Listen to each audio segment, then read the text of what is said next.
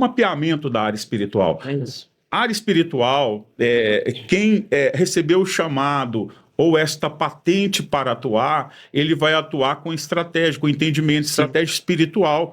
Esse mapeamento, entender onde que possivelmente foi feito os pactos, as alianças, vai te ajudar para ter uma batalha direcionada. É conhecer as armas do inimigo para poder guerrear. Que aquele desenho seja um pacto que está estabelecido e você vai registrar aquele pacto no seu corpo. Meu Deus. E isto eu já vi acontecer, irmãos. Eu já ministrei lá também na Igreja Batista Betuel. Esse rapaz, a gente fez um trabalho de libertação com ele, mas estou apontando para a gravidade da coisa. Lá a gente ministrou pessoas que, quando a gente fazia a quebra de renúncia e quando você via que já estava resolvendo o problema, ela começava a gritar e daí a pouco ela estendia a mão e tampava a tatuagem. Meu Deus. Tatuagem de pacto no joelho, na perna, né, na panturrilha. E a pessoa punha a mão naquilo ali, aqui não toca, aqui não toca. Então era um apontamento de que aquela tatuagem, ela tinha esse porta, pacto. né? Então é uma porta, uma cela. É um portal. E vê lá assim, inauguração de um centro espírita. E ele com a alma ali gritando, desesperado de dor pelo que ele passou, ele fala, eu vou na inauguração desse centro espírita. E ele foi, e chegou lá, o pai de santo pediu a ele que fizesse 3 pactos. E a mãe dela manifestava, pastor Rony, pastor Davi, mais fé do que eu, porque a mãe dela falava comigo assim, eu trouxe a câmera, eu vou tirar a foto, vou revelar, e vou esfregar na cara dela e falar, você estava em morte cerebral, e o pastor veio aqui, orou, e você voltou. Pai do Senhor, geração eleita, rompendo em fé, estamos aqui em mais um episódio do GJ Cast, não é isso, Rony? É isso mesmo, nós estamos muito felizes de encontrar você mais uma vez nessa mesa. Enche o seu coração de expectativa, porque eu sei que tem algo do céu para você. E antes da gente iniciar esse vídeo, eu quero pedir algo para você. Se inscreva neste canal. Muitas pessoas que nos acompanham, a maioria não é inscrita nesse canal. Então se inscreve nesse canal que você vai nos ajudar a conectar mais e mais pessoas. Então aproveite agora esse tempinho. Clique aqui no botão do lado aqui e se inscreva nesse canal e você vai estar nos ajudando muito. E também não deixe de curtir esse vídeo, porque quando você curte, você diz que você gostou desse vídeo. E o YouTube entende que esse conteúdo é relevante, então ele vai entregar para mais e mais pessoas. Algo importante também é você acionar o sininho. Por que eu devo acionar o sininho, pastor Rony?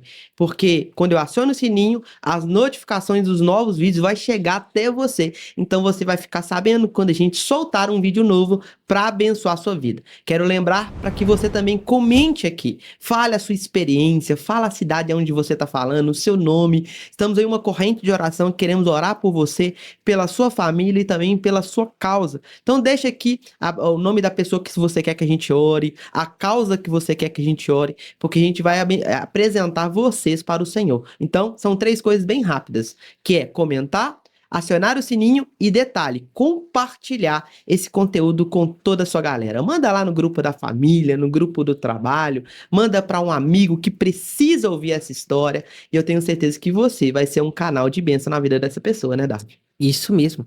E hoje, como sempre, nós vamos estar indicando o livro, né? E hoje o livro que a gente vai indicar é de uma missionária muito querida, né? Que a gente teve o prazer de conhecer lá no Expo Cristã. E foi incrível a nossa ida lá, né, Rony? Foi Conectamos com várias pessoas, com vários pastores, com vários missionários, com várias mulheres e homens de Deus. E aí nós encontramos essa mulher de Deus, a missionária Carla Padilha, que ela nos presenteou com esse livro aqui, ó.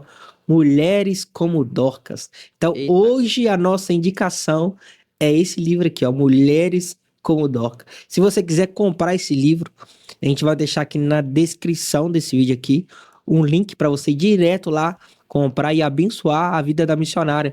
Tenho certeza que vai edificar a sua vida, tenho certeza que vai mudar a sua forma de pensar. Então, hoje a nossa indicação é essa, né? Mulheres como Dorcas. Então eu tenho certeza que vai edificar muito a sua vida e entre no link, vai lá, conheça mais sobre a história, conheça mais sobre ela, vamos deixar também o Instagram dela aqui para você acompanhar.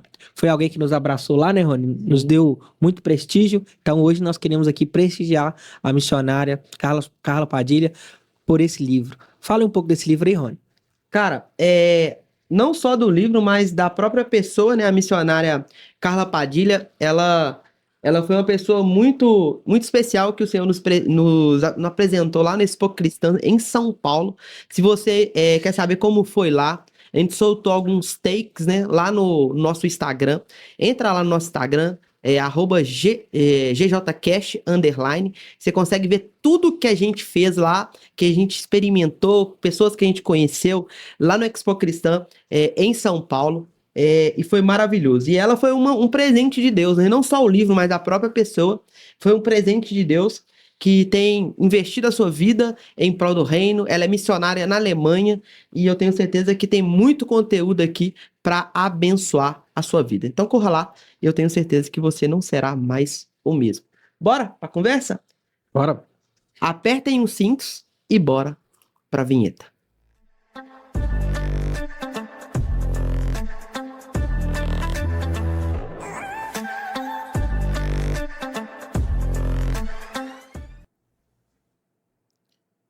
E hoje nós estamos aqui com o convidado mais especial.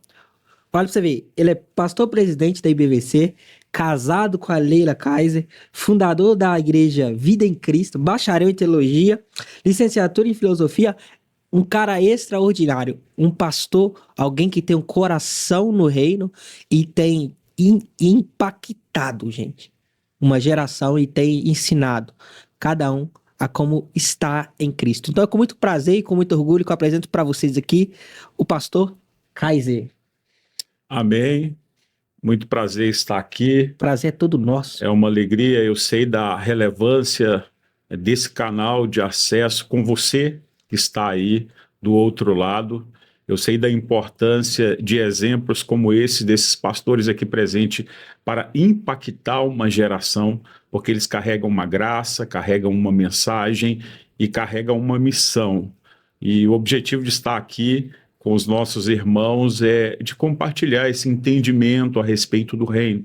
Eu gosto de dizer que quem entende o reino exerce domínio, não no sentido do autoritarismo, mas no sentido de compartilhar a mensagem do reino do céu. A oração de Jesus Cristo é o Pai Nosso é um mapa espiritual do reino de Deus. E ele inicia falando, você tem uma conexão de paternidade no céu, mas ele nos ensina a orar, que seja feito a vontade do céu aqui na terra. Nós criamos uma ponte profética em que nos dá acesso para ler a agenda de Deus e aplicar essa agenda na terra. E hoje nós estamos aqui cumprindo a agenda do céu. Esse podcast é uma agenda do céu para esses dias. Pastor Kaiser, é um grande prazer, uma grande honra te encontrar aqui. A gente sabe da essência que o senhor carrega, a gente sabe da autoridade que o senhor tem em Deus e também no ministério. E a gente fala que existem pessoas que a gente conhece e pessoas que o céu nos apresenta. E você é uma dessas pessoas, a gente tem muita consideração, muito respeito pela pessoa, pelo pastor que você é. E conhecemos um pouco a sua história, queremos conhecer mais. Acredito que o público está super curioso, porque o senhor tem muitas experiências sobrenaturais, o senhor é muito focado também em batalhas, em reino, então tem muita coisa legal para a gente extrair dessa conversa. E a primeira pergunta que eu quero fazer para você é algo que eu sempre gosto de fazer aqui no podcast, que é falar sobre experiências sobrenaturais. É algo que o nosso público gosta, é algo que o nosso público ele tem como coisas boas para extrair durante essa experiência. E eu queria te perguntar exatamente sobre isso. Qual a experiência sobrenatural que mais te marcou nessa caminhada com Cristo? Amém. É uma excelente pergunta, porque a gente gasta um tempo no conhecimento, no ensino teológico, na filosofia, no desenvolvimento da compreensão da filosofia de ser cristão, e às vezes nós abandonamos aquilo que o céu está fazendo. E o Senhor, ele nos permite experiências sobrenaturais para nos mostrar a nossa humanidade e a batalha espiritual pela qual nós estamos inseridos. Eu tive uma experiência relevante, marcante, que mudou a minha compreensão da batalha espiritual. Então eu vou narrar aqui do começo para a gente entender. Abri um trabalho na região do Jatobá 4, na cidade de Belo Horizonte. e eu estava no sábado ministrando para uma quantidade grande de jovens naquele lugar. Era um lugar que saía alguém correndo dos traficantes e entrava ali pedindo socorro e ajuda. Chegava pessoas com doenças que não tinham tratamento pela medicina, como o HIV, e a gente estava sempre acolhendo aqueles que chegavam ali, conduzindo, né, trazendo uma saída, um acesso para trazer um refrigério à alma. E nesse sábado a minha irmã chegou e eu assustei com a presença dela, porque ela nunca tinha ido naquele lugar. E ela me disse que a cunhada dela, irmã do seu esposo, estava internada. Ela tinha dado uma overdose por uso de droga e era uma moça muito nova, naquela época com 15 anos de idade. Ela tinha dado uma overdose, tinha sido internada, deu várias convulsões. O quadro dela de saúde foi deteriorando e agora estava em morte cerebral. Então ela estava aguardando aquele último teste que é feito para desligar os aparelhos. E a minha irmã me chamou para ir fazer uma oração para a família, porque a família tinha sido convidada para reunir no hospital, né, aquela despedida que acontece ali quando não há mais o que fazer.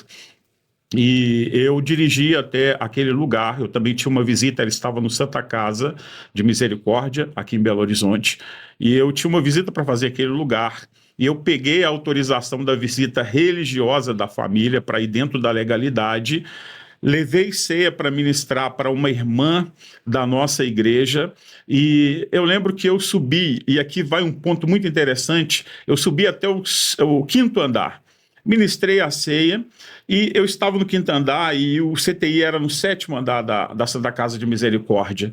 E eu senti até vontade de avançar, pastor Rony, mas 2 andares e já entrar ali no CTI, tentar um acesso por aí.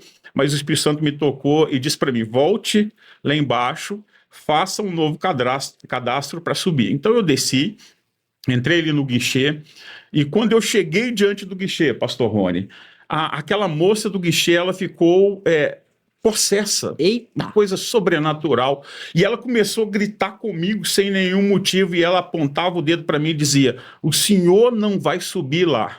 E eu fiquei muito impressionado com o posicionamento dela. Na hora eu senti vontade de chamar o gerente daquela unidade, alguém para dizer, mas por que eu estou sendo tratado assim, sem nenhum motivo? Mas aí o Espírito Santo me deu um discernimento, algo vai acontecer naquele lugar. Aleluia. E aí eu peguei e falei com ela, a única palavra que eu disse para aquela mulher, porque eu entendi que não falava com a carne, com a humanidade, mas eu falava com uma entidade, uma hoste espiritual. E eu olhei para ela com muita serenidade para ela, eu estou dentro da legalidade. Quando eu disse isso, o gerente chegou, tomou o lugar dela, fez a credencial lá, me deu o crachazinho, eu coloquei, peguei a fila do elevador e subi. Subiu eu e a mãe dessa jovem. E quando nós chegamos lá no local que ela estava, aquele silêncio, apenas um assistente ali observando um lugar muito triste, a mãe dela subiu com uma câmera fotográfica. Eita. E a mãe dela falou comigo. E a mãe dela manifestava, pastor Rony, pastor Davi, mais fé do que eu, porque a mãe dela falava comigo assim, eu trouxe a câmera, naquela época essas câmeras mais simples, né? E ela disse, eu trouxe a câmera porque eu vou tirar a foto, vou revelar e vou esfregar na cara dela e falar, você estava em morte cerebral e o pastor veio aqui, orou e você voltou. E eu fiquei diante daquela maca, daquele monitoramento, tudo parado, aquela coisa, aquela angústia profunda. E eu comecei a clamar ao Senhor. Mas eu quero que você acompanhe comigo para entender o que levou essa menina a esse lugar. Essa menina, ela morava numa região aqui muito perigosa. E ela começou a namorar com alguém que chefiava o tráfico de drogas. E nesse ambiente, eles faziam muitas festas, muitos bailes funks ali na casa dela, no entorno. E em uma dessas festas, entrou algumas pessoas no ambiente e roubou as armas do seu namorado. Eita. Então a gente está falando de algo que motivou aquilo. Uhum. O namorado, entre as armas e ela, preferiu as armas. Então ele chamou ela e disse para ela, eu vou te dar 3 dias. Em 3 dias, se essas armas não aparecerem de volta aqui, eu vou matar você. Meu Deus. E aquela moça com 15 anos... entrou em desespero, e ela procurou um centro espírita no lugar. E o pai de santo, ele falou com ela, eu trago essas armas de volta. Né? A gente sabe que o diabo tira e o diabo traz, ele forja, ele não é onisciente, ele não conhece o amanhã, senão ele seria como Deus, mas ele cria uma situação e depois ele resolve a situação, e aí a gente acha que Satanás fez algo, mas é toda uma estratégia do mundo espiritual da maldade. E aquela mulher fez um pacto, aquela moça com 15 anos fez um pacto com o pai de santo. Ela dava a ele a sua alma, ele usou o termo alma, mas a gente sabe que aqui está tratando do livre-arbítrio, a entrega do espírito, aquilo que nos afasta de Deus é entregar o nosso espírito para ser controlado por Satanás. Então foi proposto para ela que ela entregasse aquele pacto, que as armas iam voltar. E foi feito isso. Ela fez o pacto, ela concordou com aquilo ali. E isso que chama atenção, pastor Rony, para o livre-arbítrio. Nós temos o direito de tomar uma decisão e a nossa decisão será respaldada aqui na nossa humanidade. E as armas chegaram e ela entregou as armas, então agora ela não morreu pela mão dos traficantes, mas ela estava aprisionada no pacto que ela celebrou com aquela entidade. Pelo livre-arbítrio você fala, mas Deus tem a chave da morte e do inferno. Exatamente, até o nosso livre-arbítrio. Porque eu poderia sair daqui, ou qualquer um de nós sair até a rua próxima aqui, a avenida, e lançar o nosso corpo na frente de um carro e ser atropelado, e pela nosso livre-arbítrio de decisão, a gente morreria. É uma coisa muito natural. Livre-arbítrio é isso. Ele entregou, do mesmo jeito que em Gênesis 1:26, ele entrega ao homem o domínio, que ele domine sobre tudo que está na água, tudo que está na terra e no ar. Nós temos esse domínio sobre o nosso próprio corpo. E ela, usando este domínio, entregou este domínio às entidades. O resultado: ela começou a usar droga cada vez mais, foi intensificando e começou a dar várias overdoses, e numa delas ela entrou em coma e entrou em processo de morte cerebral. E eu, pastor Rony, diante daquela situação e olhando o tamanho da fé da mãe daquela moça, eu pedi ao Espírito Santo discernimento. Senhor, me ensina como eu vou conduzir essa situação. E aí o Espírito Santo me fez uma pergunta, e aqui vai uma chave muito forte. Ele disse: ela estando nesse quadro de morte cerebral, quem responde por ela? E aí você crê, aconteceu comigo, é uma história que quer motivar a sua fé. E eu respondi: a mãe dela. Se o médico tiver que desligar ali os aparelhos, a mãe vai ter que assinar um termo, não é isso? É isso. Isso é algo normal.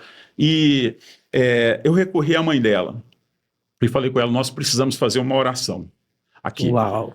Eu e a senhora, nós vamos até ela e eu vou dizer as palavras, e se a senhora concordar, a senhora repete. E aí nós iniciamos uma oração de quebra de aliança, de pacto. Uau!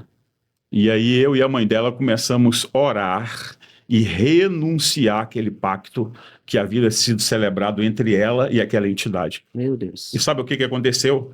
No meio daquela oração, em morte cerebral, aquela moça começou a manifestar. Eita! E quando ela começou a manifestar, automaticamente ela começou a voltar à vida. E houve assim um movimento muito grande, porque veio o médico-chefe responsável pelo CTI.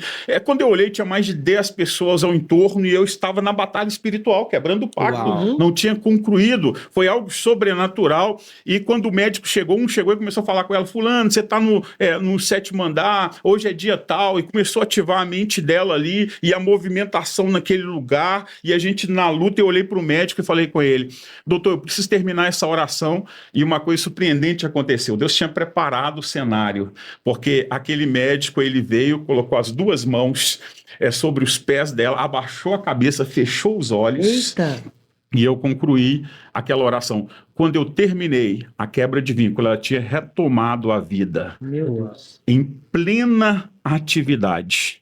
E alguém que estava em morte cerebral, com a família chorando do lado de fora, agora estava plena em vida, e nos próximos dias ela foi liberada daquele lugar para voltar para casa. Glória a Deus. Algo sobrenatural aconteceu, e essa experiência, ela foi um combustível, foi uma chama que acendeu na minha vida. E quando a gente trata de batalha espiritual, eu sinto muito à vontade de falar desse assunto, porque eu sei que Deus tem todo o poder e o controle de todas as situações. Forte. E, pastor, Diante dessa pergunta que eu vou te fazer, queria que você falasse para nós qual que é a importância de uma batalha espiritual hoje na comunidade cristã. Amém. Eu quero começar aqui construindo esse entendimento fundamentado naquilo que Deus deixou para o homem como revelação máxima, que é a palavra de Deus. Nós temos o livro de Gênesis, e o livro de Gênesis, ele vai nos apresentar uma primeira pregação por parte de Deus para proteger o homem dos ataques do inimigo. A regra era, eu coloco os princípios para você e a partir de agora você obedece esses princípios e está tudo certo. Você está ali num ambiente seguro, na presença do altar, na presença de Deus.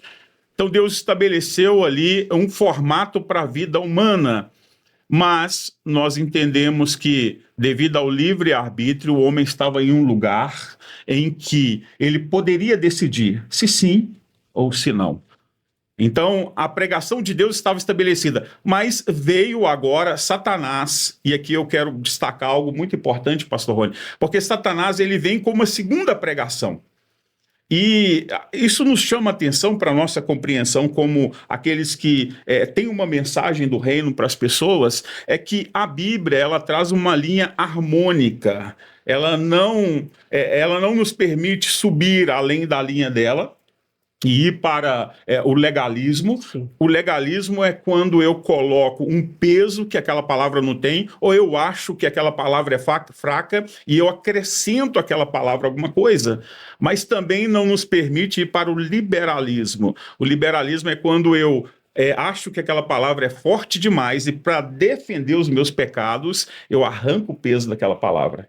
Hoje nós temos no altar das nossas igrejas pessoas que operam ou no legalismo, dando um peso para a palavra, aí vem as heresias, os acréscimos, e outros no liberalismo, tirando o peso da palavra e tornando as pessoas 2 vezes mais condenadas ao inferno. O que aconteceu no Jardim do Éden tratando da batalha espiritual?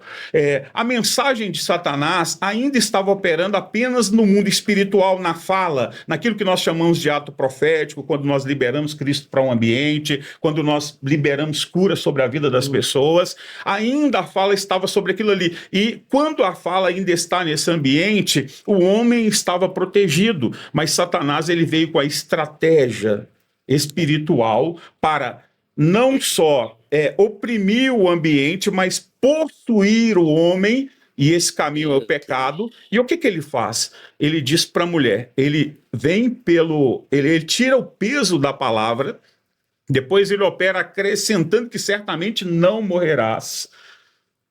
E ele faz uma alteração da linha harmônica da palavra, e aí o homem, pelo seu livre-arbítrio, decide ouvir mais a mensagem de Satanás do que manter firme nos princípios da mensagem de Deus.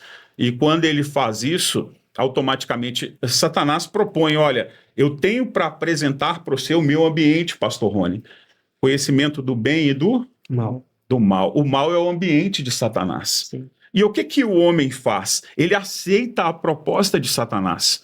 E ao aceitar a proposta de Satanás e desobedecer os princípios de Deus, ele abre uma legalidade. Aquilo que era uma opressão, agora já estava atuando como possessão sobre a vida do ser humano, da nossa representação, de nós ali em Adão e Eva. E a partir dali se gerou o pecado. A batalha espiritual ela começa no ambiente de legalidade. O pecado, a desobediência a Deus é o grande acesso que permite com que Satanás, dentro da sua legalidade, ele entre e comece a operar em nós e a partir de nós. Porque não só opera trazendo mal muito grande para aquele que está possesso, quanto aquele que está possesso passa a ser um mal para o entorno, porque aquele entorno que deveria ser santo agora está totalmente contaminado por este homem que abriu seu coração e permitiu esta legalidade e esse acesso do pecado. O que aconteceu em Gênesis?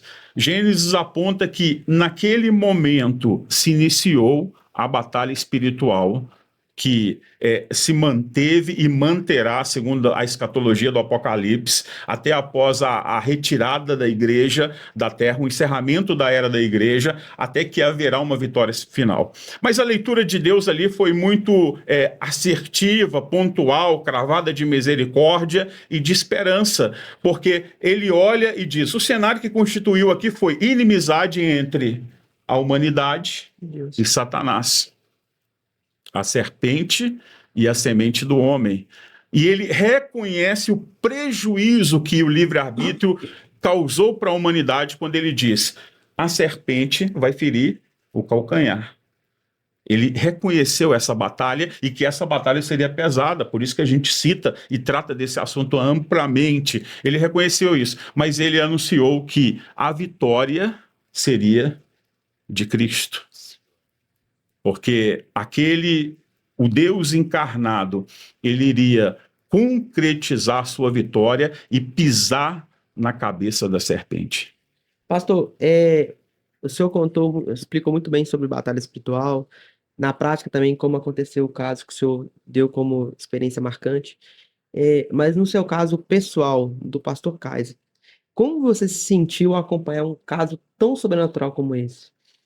Foi um marco, foi uma resposta de Deus para o entendimento na área da batalha espiritual. Houve uma subida nesta medida na área espiritual. O mundo espiritual, ele vai te dando patentes. Sim. E eu senti que houve um aumento nessa patente para lidar com as batalhas espirituais. Sim. Uau. E depois disso, qual que foi o impacto na igreja, nas pessoas? Teve uma resposta imediata, talvez, da menina e da mãe? A família, né? Posteriormente, o pai, ele converteu, ele foi congregar na igreja, Deus é Amor, uma transição assim, porque alguém que presencia e vê algo de forma sobrenatural, e ele sai do estágio ali de prisão espiritual, e ele transita para um lugar, nós sabemos e conhecemos a estrutura da igreja pentecostal, Deus é Amor, e principalmente naquela época, e a gente sabe que dificilmente alguém faz uma transição, né, direta pela força do uso e costume da igreja pentecostal, Deus é Amor, naquela época, mas ele rendeu aos caminhos do Senhor, a família, ela aproximou, isso foi replicado, testificado. Na época eu era pastor da igreja Batista Betuel, uma igreja no Barreiro que tinha 3.000 membros, nós tínhamos 300 células atuantes. Uau. E eu fiz questão de glorificar o nome do Senhor, apresentando esse grande milagre. Eu saí daquele lugar lá, eu olhava para a janela e pensava assim, se eu pular essa janela, eu vou sair voando. eu vou conseguir voar aqui. Eu estava em êxtase, já liguei para o meu pastor presidente, já relatei para ele, e assim, foi algo, naquela época não tinha WhatsApp, né? Eu estou falando de 2015, 2014, 2015, mas assim, todas as oportunidades que eu tive para tratar desse tema, esse foi um assunto em que eu fiz questão de apresentar às pessoas, dizendo, olha, Deus é o Deus da vida, né? Deixa eu te perguntar, durante esse momento que o senhor estava lá, né? Eu não sei se foi convidado imediatamente para estar lá, ou se houve uma mobilização da igreja em oração. Teve um processo com a igreja dando força em oração para que o senhor conseguisse atingir esse... Teve sim, pastor. Isso aconteceu. A minha irmã chegou num sábado à noite, eu não teria acesso, porque era depois de um culto do sábado à noite. Uhum. Então eu não teria acesso àquele ambiente de CTI no sábado à noite. Então, a partir daquele momento, nós entramos em oração. A Igreja Batista Betuel, ela tinha uma equipe de oração, uma intercessão, umas irmãs que estavam ali sempre sustentando em oração, né?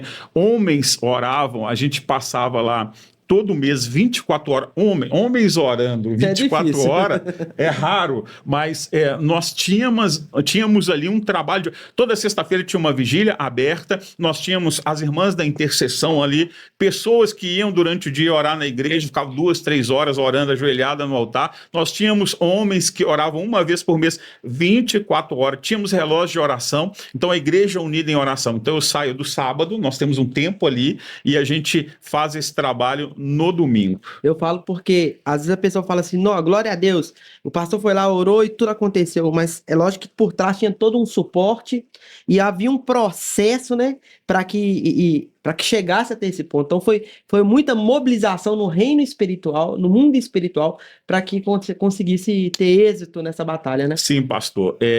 Esse trabalho e esses milagres que a gente vê, esse sobrenatural, Uau. essa atuação na área do prodígio e de maravilha, é um composto da ação de toda a igreja. Porque eu tenho até uma experiência, aqui daqui a pouco eu vou falar sobre ela, mais uma, né, de um desejo meu pessoal relacionado ao dom de cura, porque conecta muito essa pergunta bem elaborada aí, Sim. da necessidade e a importância da igreja estar na mesma direção. O apóstolo Luiz Hermínio diz que quando nós temos o mesmo objetivo, a gente sempre encontra no caminho. Né? Isso mesmo. Essa junção aqui de todos nós encontramos no caminho, porque cada um de nós teve uma porção de experiência espiritual. E a igreja, quando ela encontra no caminho da intercessão, aí fica mais fácil acontecer. O milagre nunca é algo que vai elevar o nome de alguém, ele vai pegar alguém e conduzir essa pessoa para o palco de glória, mas ele sempre vai apontar para o poder sobrenatural de Deus. Sim. E pastor, o que significa quebrar pactos espirituais? E por que foi tão importante nesse caso? Sim, o pacto espiritual, ele é uma aliança. Deus é um Deus de aliança. Nós temos aliança no Antigo Testamento, com Abraão, algo sobrenatural. Sim. Que aconteceu ali, e naquela aliança ali, o pacto foi celebrado ali no 8, né, o símbolo da eternidade. Sim. Mas ali Deus assumiu a responsabilidade de honrar aquela aliança mais do que qualquer questão por parte de Abraão. Ali é o símbolo de uma aliança. Nós celebramos a ministração da ceia uma vez por mês, que é hábito, né, nas nossas igrejas, a Igreja do Reino. E lá nós falamos desta aliança, nós apresentamos o sangue de Jesus e falamos que aquela é a moeda, o selo de maior valor que sustenta esta aliança. Sim. Então, da mesma forma que nós estabelecemos a nossa aliança com Deus, estamos debaixo de uma aliança, o homem tem o livre-arbítrio para estabelecer a sua aliança com o mundo espiritual da maldade, com as entidades. E as alianças têm níveis. Ela pode chegar até esse caso que eu citei, que é a entrega, a permissão para que Satanás domine a sua vida até a morte. Então, quando esta aliança é estabelecida no mundo das trevas, e a aliança do mundo das trevas é um pacto que vai trazer sempre o homem para a derrota, um abismo chamando outro abismo, isso precisa ser quebrado. Isso precisa ser quebrado dentro de uma legalidade para que a pessoa possa agora assumir uma aliança com Deus e conduzir a sua vida sem nenhum compromisso não resolvido com o mundo das trevas. E deixa eu te perguntar, ainda sobre esse caso, você acha que foi um milagre pontual ou faz parte de algo maior que Deus precisava fazer ali? Nunca esses milagres são algo pontuais, isolados, sem propósito. Deus, ele sempre está fazendo uma movimentação e conduzindo aquele que está posicionado, que entendeu o reino, que está exercendo o governo no mundo espiritual. Deus sempre está conduzindo esse para uma edificação do corpo. Um milagre desse é a extensão da graça de Deus, não só para aquela que voltou à vida e para a família que foi impactada com esse testemunho, mas uma extensão da graça de Deus que hoje toca a nós. Sim. E toca a você que está nos ouvindo. A multiforme graça de Deus me colocar com a possibilidade de trazer algo do céu, que é o serviço de Deus, pelo dom, pela uma operação dessa de milagre, eu vou administrar isso para que isso seja estendido a outras pessoas, e ele é estendido por forma de graça. Então nós estamos aqui tocando pessoas, não com um ato pontual, isolado, único, mas nós estamos dizendo isto é uma fotografia do poder e da glória de Deus. Glória a Deus. E, pastor, nessa sua trajetória pastoral, teve outros trabalhos de libertação, de transformação, que impactou você nessa caminhada? Sim, nós tivemos muitas experiências. Eu trabalhei tempo integral lá na Igreja Batista Betuel, que era uma igreja muito estruturada, E eu fazia uma agenda muito intensa de atendimento, de trabalho de libertação principalmente. Então eu chegava lá às 8 horas da manhã e eu tinha uma agenda de atendimento. A boa parte dessa agenda de atendimento era batalhas espirituais. Então era agendado ali. O meu pastor presidente na época tinha também a agenda dele, então ficava eu e ele operando. E quando a gente precisava de um reforço ali, de mais pessoas intercedendo, eu ia para a sala dele, ele ia para minha sala, alguém vinha me ajudar e a gente fazia isso. E lá a gente pôde vivenciar uma série de experiências profundas espirituais. Eu lembro uma delas que a gente estava numa rádio, fazendo um programa de rádio, e o programa de rádio começava às 11 horas da noite, e alguém ligou para lá num desespero muito grande, um desespero muito profundo. E ele pediu uma oração na casa dele. E a agenda já era muito complicada, né? Mas eu senti um toque do Espírito Santo para ir até aquela casa. Então eu chamei o pastor Robson, que fazia o programa comigo, e a gente marcou e foi na casa desse rapaz na tarde.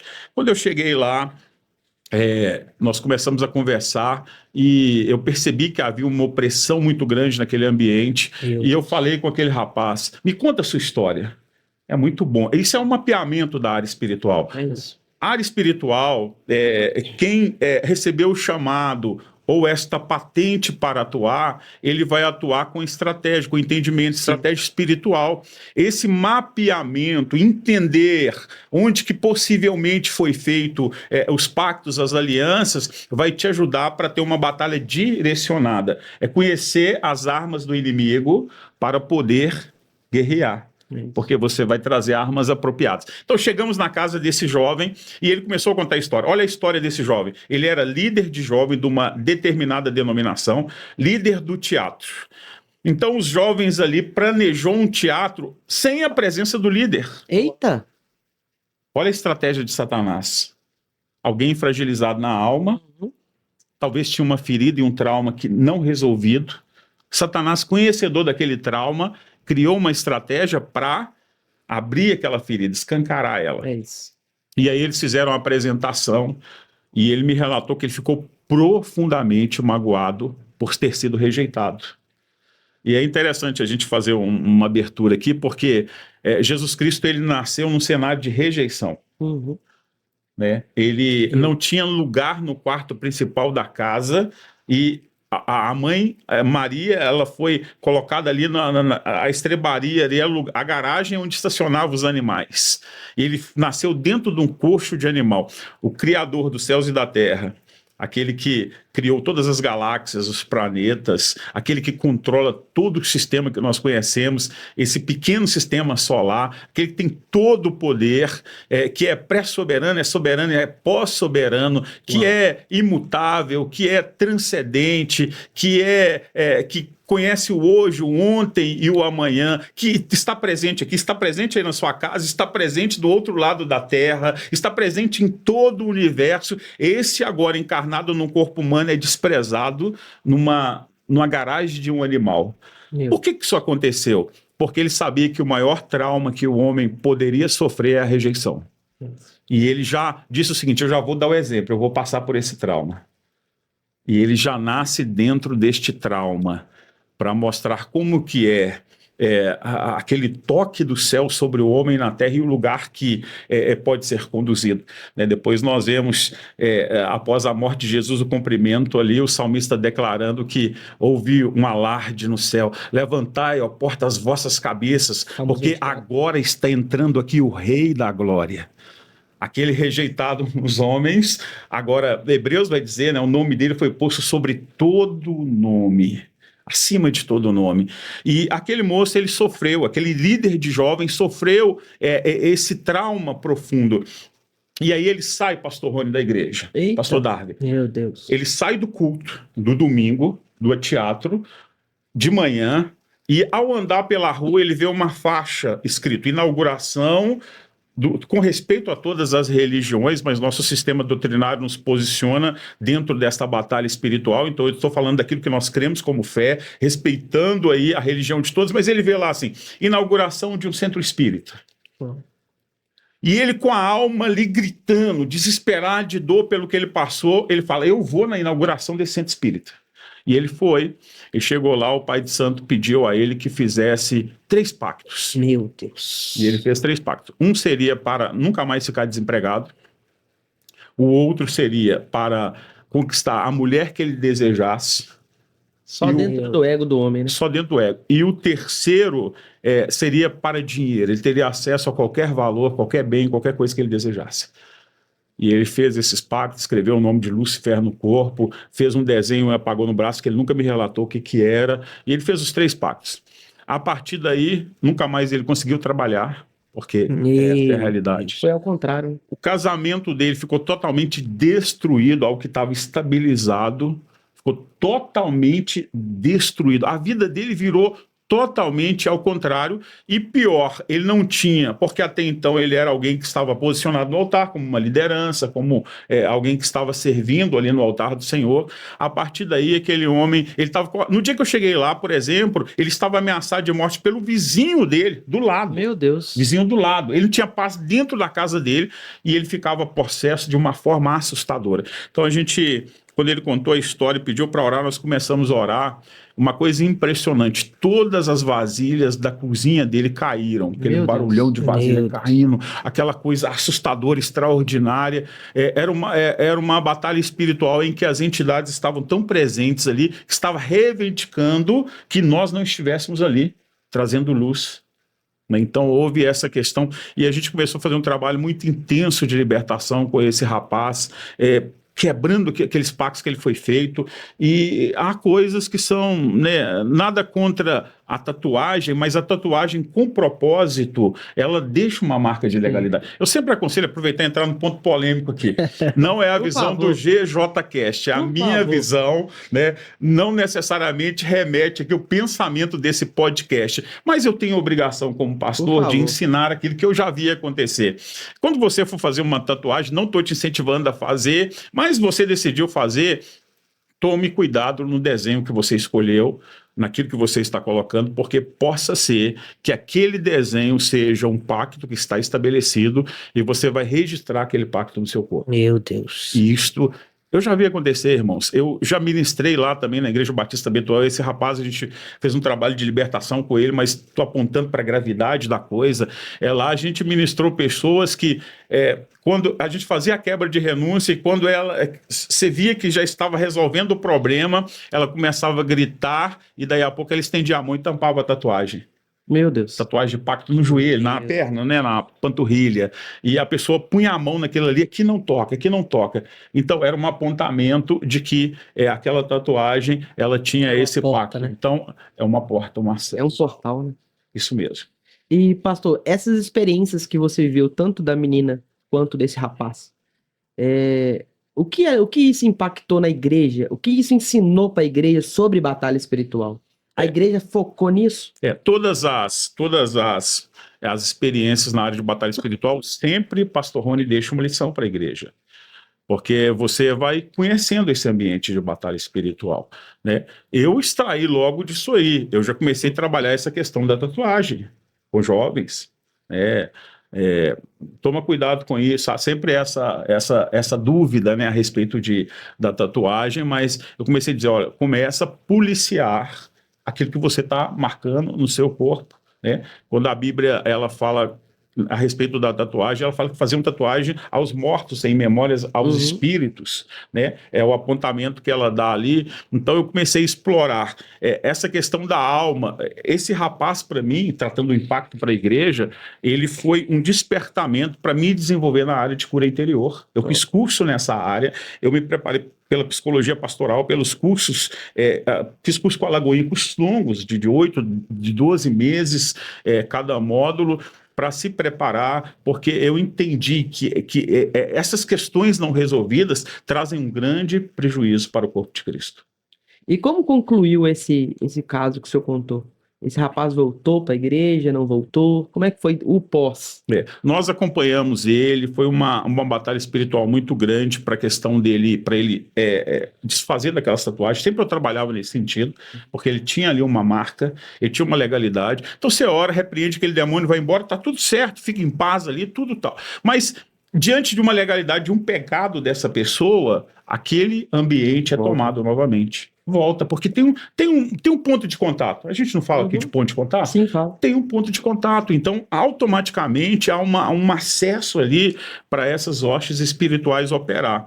Mas, graças a Deus, esse rapaz foi restaurado, eu aconselhei ele a retirar isso aí, ele fez um compromisso para retirar essas tatuagens, né? E a vida dele seguiu até que eu fui para um outro lugar para pastorear e eu perdi o acesso com ele. Mas a decisão dele foi importante e crucial para essa transformação e o resgate desse ministério na vida dele. E era isso que eu ia te perguntar agora, para as pessoas que estão nos assistindo, né? Talvez está passando pela mesma situação ou situação paralela ou igual. Como que ela faz para vencer, né, esse tipo de batalha espiritual? A parte da quebra da aliança. A quebra da aliança é uma declaração tanto para o mundo espiritual da maldade quanto para Deus de que você arrependeu daquilo que você fez. Então, eu quebrei aquilo ali.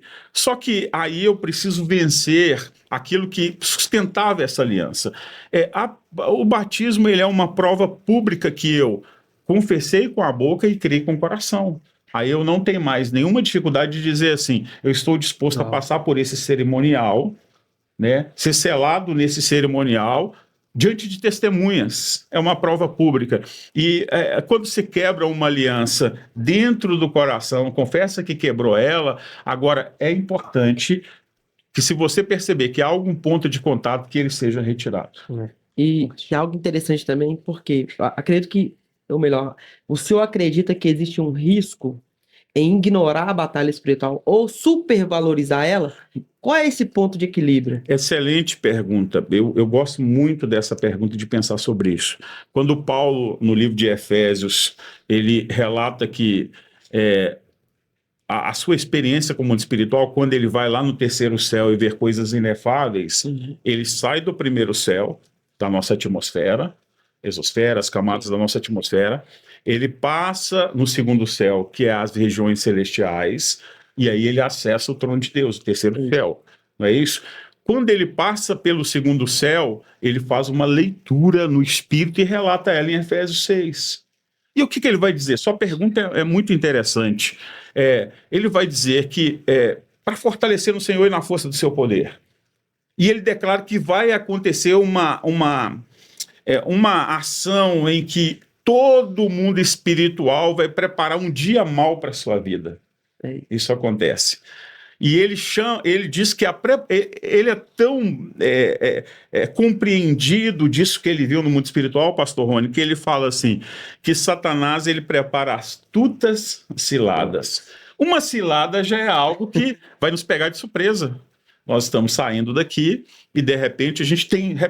o celular, ok, a cilada. A astuta cilada o que eles levaram para lá? Não foi só o celular, levou relógio, tablet, levou uma câmera com valor agregado, levou um relógio... O pastor Rony está com um relógio caro, né, pastor Rony? Rolex? Né? Ô, glória, hein, senhor? A régua está subindo, viu, senhor? Glória a Deus. Chego lá. Chega lá, o podcast tá bombando aí, gente, ó. Vamos acompanhar aí que tá rodando o Brasil inteiro. Ore comigo, entrevistando André Valadão, o nível que tá subindo, viu?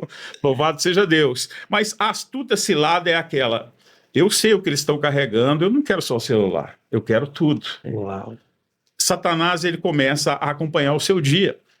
Então ele olha a sua fraqueza, a sua deficiência, o que está faltando, ele olha onde que você está enfraquecido, qual a vitamina espiritual está faltando, ele lê qual a arma que você não carrega. Eu acho que hoje ele não está com o escudo da fé.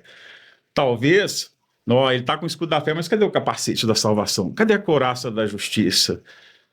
E a sandália dos evangelhos? Põe os pregos no chão que ele vai pisar, machucar o pé, parou a caminhada, até tratar, eu ganho um tempo. Uau. Mundo espiritual funciona assim, astutas ciladas, por isso que ele vem depois e lista ali, ó, isso não pode faltar, isso não pode faltar.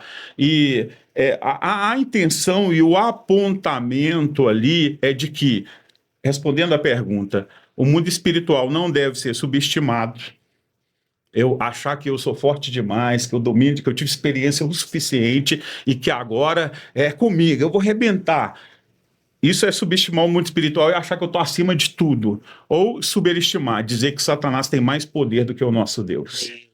O mundo espiritual tem que ser entendido na sua realidade. Sim. E Paulo aponta isso, mas ele fala que nós temos as armas espirituais à nossa disposição.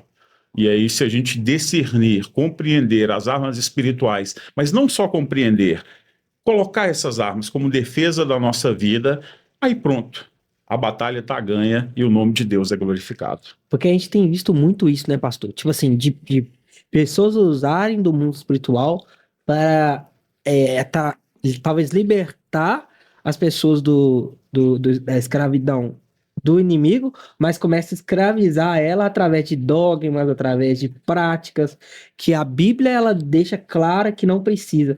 E às vezes a gente tem visto muito isso, das pessoas ficar bem bitolado na batalha espiritual e esquecer do resto, né? Essa é uma excelente colocação, porque a gente tem a prisão da religiosidade. Sim. Essa é uma das maiores prisões que a gente pode estabelecer na nossa vida. E o mundo espiritual, estrategicamente, ele usa essas... A astuta cilada, ela compõe em se aqui eu não consegui derrubar, eu vou armar uma outra estratégia para ele. E essa estratégia vai acontecer, né?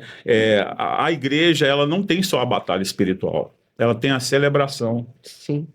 A celebração está dentro do mapa do reino de Deus, que é a oração do Pai Nosso, quando Jesus nos ensinou: santificado seja o teu nome. Sabe o que é santificado seja o teu nome? É a celebração do caráter de Deus. Eita. Eu estou elogiando o caráter de Deus. Uau. A nossa celebração, ela passa pelo discernimento e o entendimento do reino, em que eu elogio o caráter de Deus. E tudo que eu elogio, eu desejo. Seu relógio é bonito.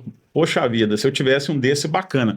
Se eu elogio e acho legal, eu vou desejar ter um relógio desse. Não tem nada errado em eu desejar ter um relógio desse aqui. Mas quando eu elogio e desejo o caráter de Deus, eu chamo esse caráter para a minha vida. Uau. Essa é a importância desta compreensão. Agora, a igreja, então, ela tem a batalha espiritual, mas ela tem a celebração, ela tem o ensino, que é a aplicação dos princípios. Eu tenho que entender, ela tem a questão da alma, que a humanidade não está mais nesse mundo espiritual, mas está tratando das relações humanas. A gente falou sobre isso hoje, naquele café tão precioso que nós tivemos.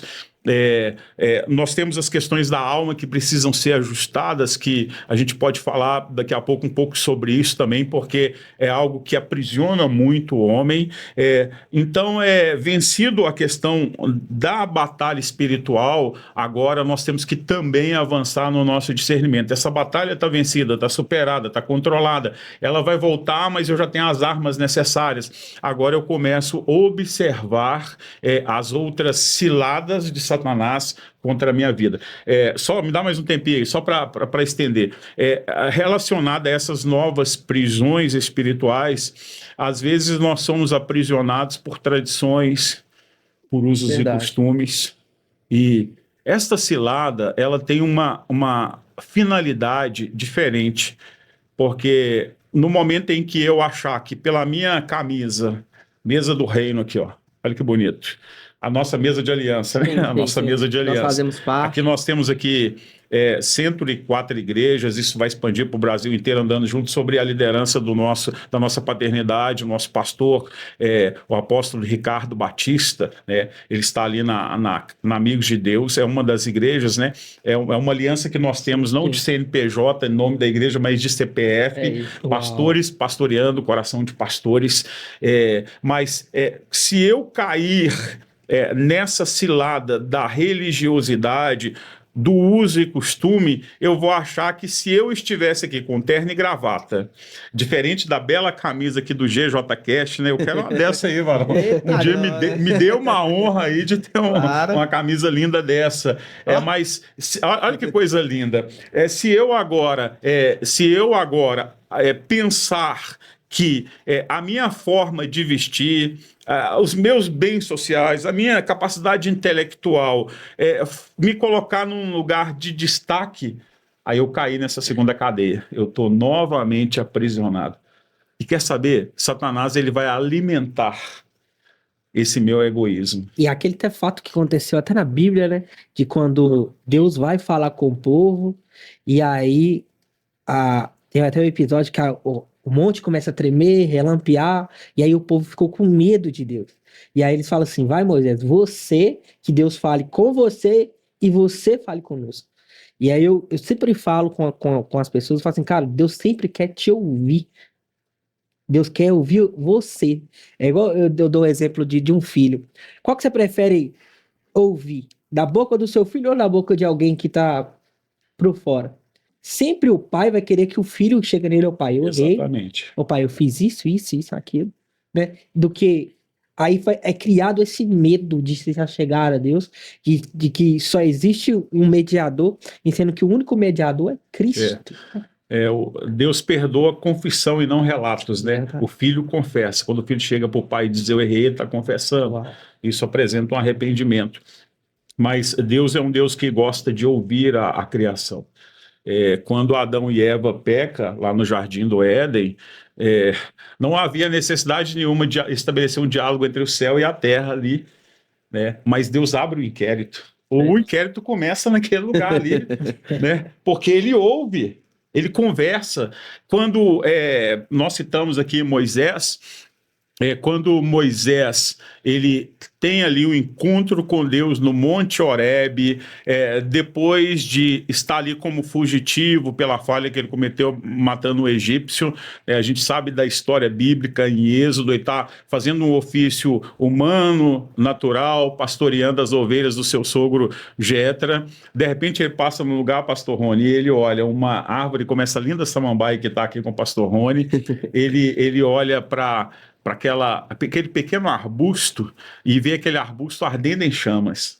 E ele olha e volta. Naquele lugar ali é um ambiente de calor. Propício, né? Normalmente o fogo estaria ali, né?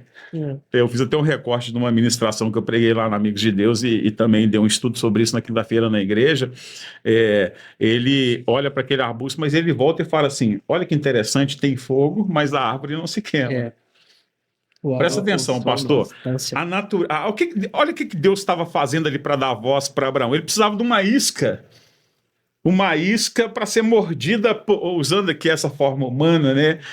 O antropomorfismo. Ele precisava de uma isca para Moisés morder. Então, Moisés está acostumado a ver fogo consumindo uma árvore. Que é o normal. É o normal. Mas ele não vê isso. Ele olha fogo sobre uma árvore e a árvore continuando verde, está tudo certo, o vento lá movimentando e o fogo queimando. E ele olha para aquilo e Deus abre o entendimento dele espiritual. Uau. Em cima dessa pergunta tão inteligente, quando Deus dá voz aos homens, né? Ele abre o entendimento de Moisés e revela a Moisés que ali estava a natureza divina, que é o fogo, sobre a natureza humana, que é a nossa humanidade. Uau. A sarça é nós, a nossa fragilidade, a pequenez, isolada no deserto, sozinha, insignificante.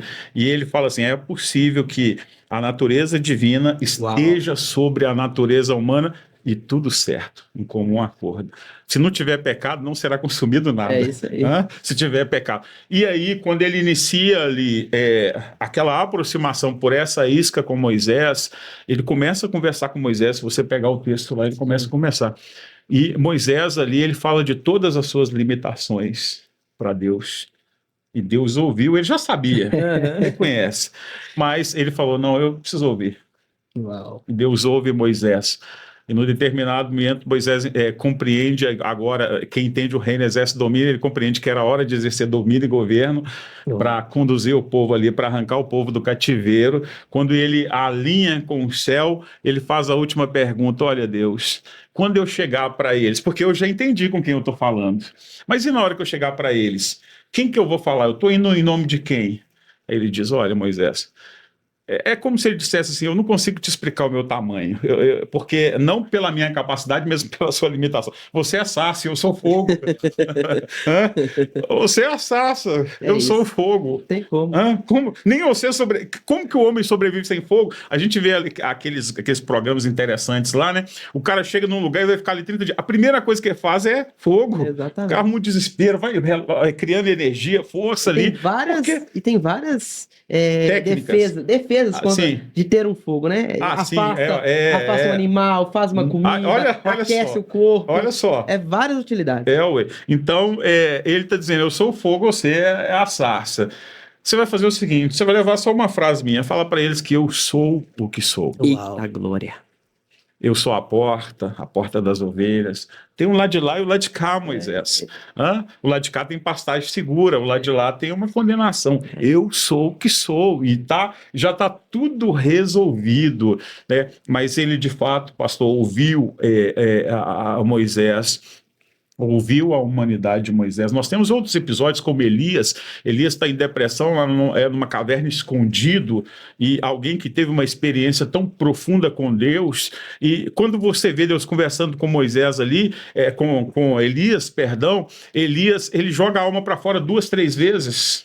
Ele faz lá, eu estou abandonado, eu estou perseguido. Só sobrou eu. É Deus dando voz à nossa humanidade. Verdade. Até que se esvazia a nossa alma e a gente sai do ambiente de escravidão da alma e retorna à consciência do espírito para aí sim receber as respostas de Deus.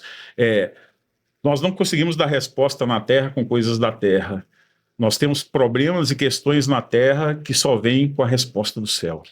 Pastor, agora falando sobre infância, rejeição e identidade, a gente sabe que você nasceu em um lar cristão, porém, sendo fruto de uma rejeição paterna. Sim. Como isso marcou a sua infância?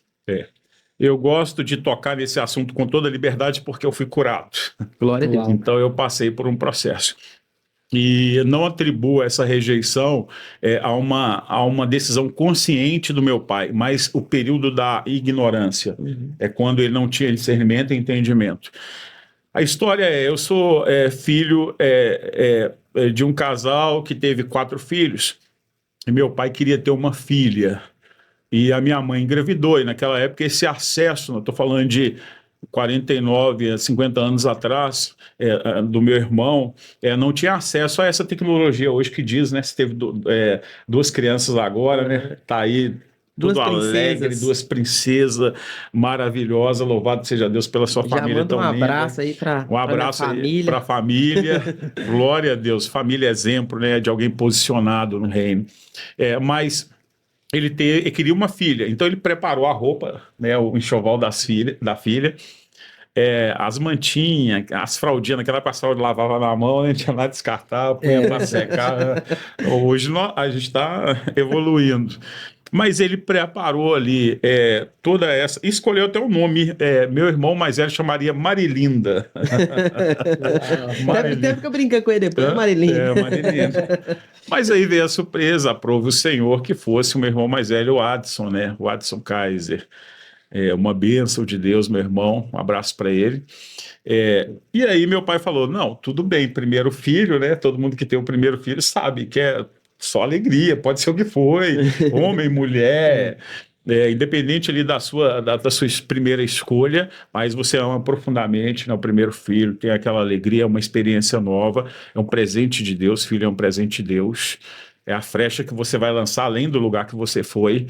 E agora ele fala, não, mas vai vir o segundo, e o segundo vai ser a Marilinda, né? E aí, aprova o Senhor que fosse eu. E aí, automaticamente, meu pai não soube lidar com isso. Uau. Então, esses relatos foram feitos posteriormente. Então, ele rejeitou. Ele teve muita dificuldade de lidar, porque agora ele sabia que estava ali mais um menino, né? E diante dessa dificuldade, pastor Rony, essa rejeição, né, para aquele filho, essa rejeição justificada, mas uma rejeição, ela trouxe sobre a minha vida traumas profundos. Verdade. Profundos. E eu vou contar aqui, abrir o coração. Às vezes eu até me emociono em dizer isso, mas aqui eu vou manter aqui a normalidade. Se precisar emocionar, fica à vontade. Mas o que aconteceu? Irmãos, eu chegava na escola, presta atenção nisso. Uau. Porque talvez você está vivendo isso aqui e hoje Deus está trazendo cura para a sua vida. Em nome de Jesus. Eu chegava num ambiente de sala de aula e eu procurava se havia uma criança mais feia do que eu naquele ambiente. E se eu achasse alguém que, no meu juízo, eu pensasse que fosse feia igual eu ou mais feia, aí eu me sentia que eu poderia permanecer naquele lugar. E quando eu não achava, eu fazia de tudo para me isolar daquele ambiente, porque a minha alma estava dilacerada pelo complexo de inferioridade. Meu Deus. No dia do meu aniversário, eu chorava do anoitecer até o próximo, de meia-noite a quase meia-noite. Eu beliscava o meu corpo, eu entrava debaixo da cama, eu corria pelo quintal, Meu Deus. porque eu tinha só um sentimento.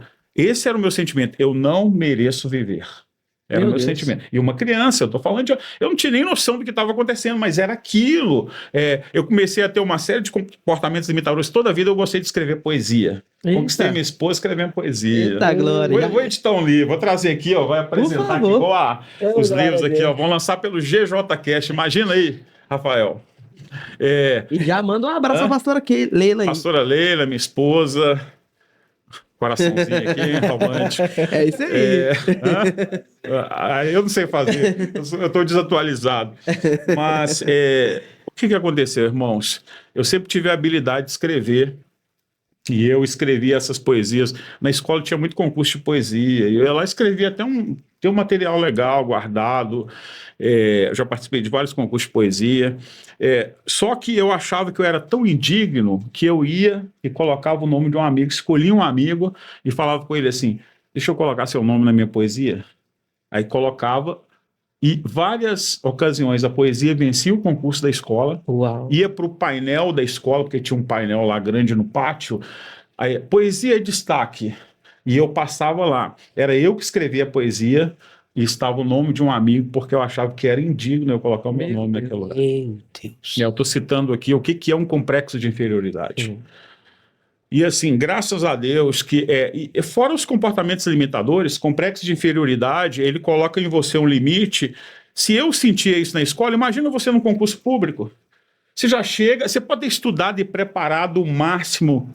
Você tem toda a compreensão daquilo ali, entendeu a matéria, esforçou para aquilo, porque geralmente você esforça muito mais que todo mundo quando você tem um complexo de inferioridade, mas você já entra naquele lugar pensando assim: eu sou o menor de todos, eu vou perder essa. E você automaticamente vai mandando uma mensagem para o seu ego, para o seu eu, dizendo, eu vou perder, e automaticamente, ao declarar aquilo ali, você chega ali, você dá o famoso branco, né, o vazio da mente ali, porque o comportamento... E em muitos casos, que pode também ser o seu caso, que está aqui participando conosco, em muitos casos, quem tem um complexo de inferioridade, ele luta tanto para vencer que ele desenvolve o complexo de superioridade. Eita. Meu Deus. E ele passa a ser uma pessoa desagradável no ambiente que ele chega. Ele chega, ele tem sempre que provar que ele está ali, ele traz uma tecnologia, ele traz um tablet, ele traz um negócio mais caro, ele traz um relógio, ele compra um carro e tem que comprar um mais caro e endivida, ele compra a moto, tem que ser a mais cara, ele endivida. Ele precisa provar que ele está ali. E às vezes ele prova assim, aquela pessoa que fica rindo o tempo todo, tentando contar uma piada ali, às vezes ele está só escondendo, né, um complexo profundo que está matando ele pela sua alma. Meu Deus. Na hora que ele sai daquele ambiente, que ele volta para a sua realidade, ele vai sofrer ali profundamente. Eu lembro que eu fui o primeiro a casar, eu fui o primeiro a comprar carro, fui o primeiro a comprar computador. Naquela época era o 386, eu conheci o gerente de banco, Banco Bradesco, e eles estavam trocando o computador do Banco Bradesco. Eu falei: eu te pago o que for para você conseguir um computador para mim, porque eles iam vender, né, os computadores. E aí ele conseguiu, eu levei para casa, eu chamava os vizinhos ali para ir lá na minha casa conhecer o que era um computador. Uau. Mas era só um desespero, uma tentativa de dizer assim: eu existo, eu estou aqui. Uau. E eu tentava me apresentar pelas coisas materiais, né? E graças a Deus, pela misericórdia do Senhor, e também pelo chamado, que a gente vai falar aí daqui um pouco à frente, mas graças a Deus eu não desenvolvi esse complexo da superioridade. Então eu sempre me coloquei, me portei num lugar ali pedindo a Deus que me ajudasse a ter entendimento desse posicionamento, porque eu já tinha sofrido demais, né? Aprove o Senhor não me deixar sofrer também esse trauma. Eita, glória. É forte.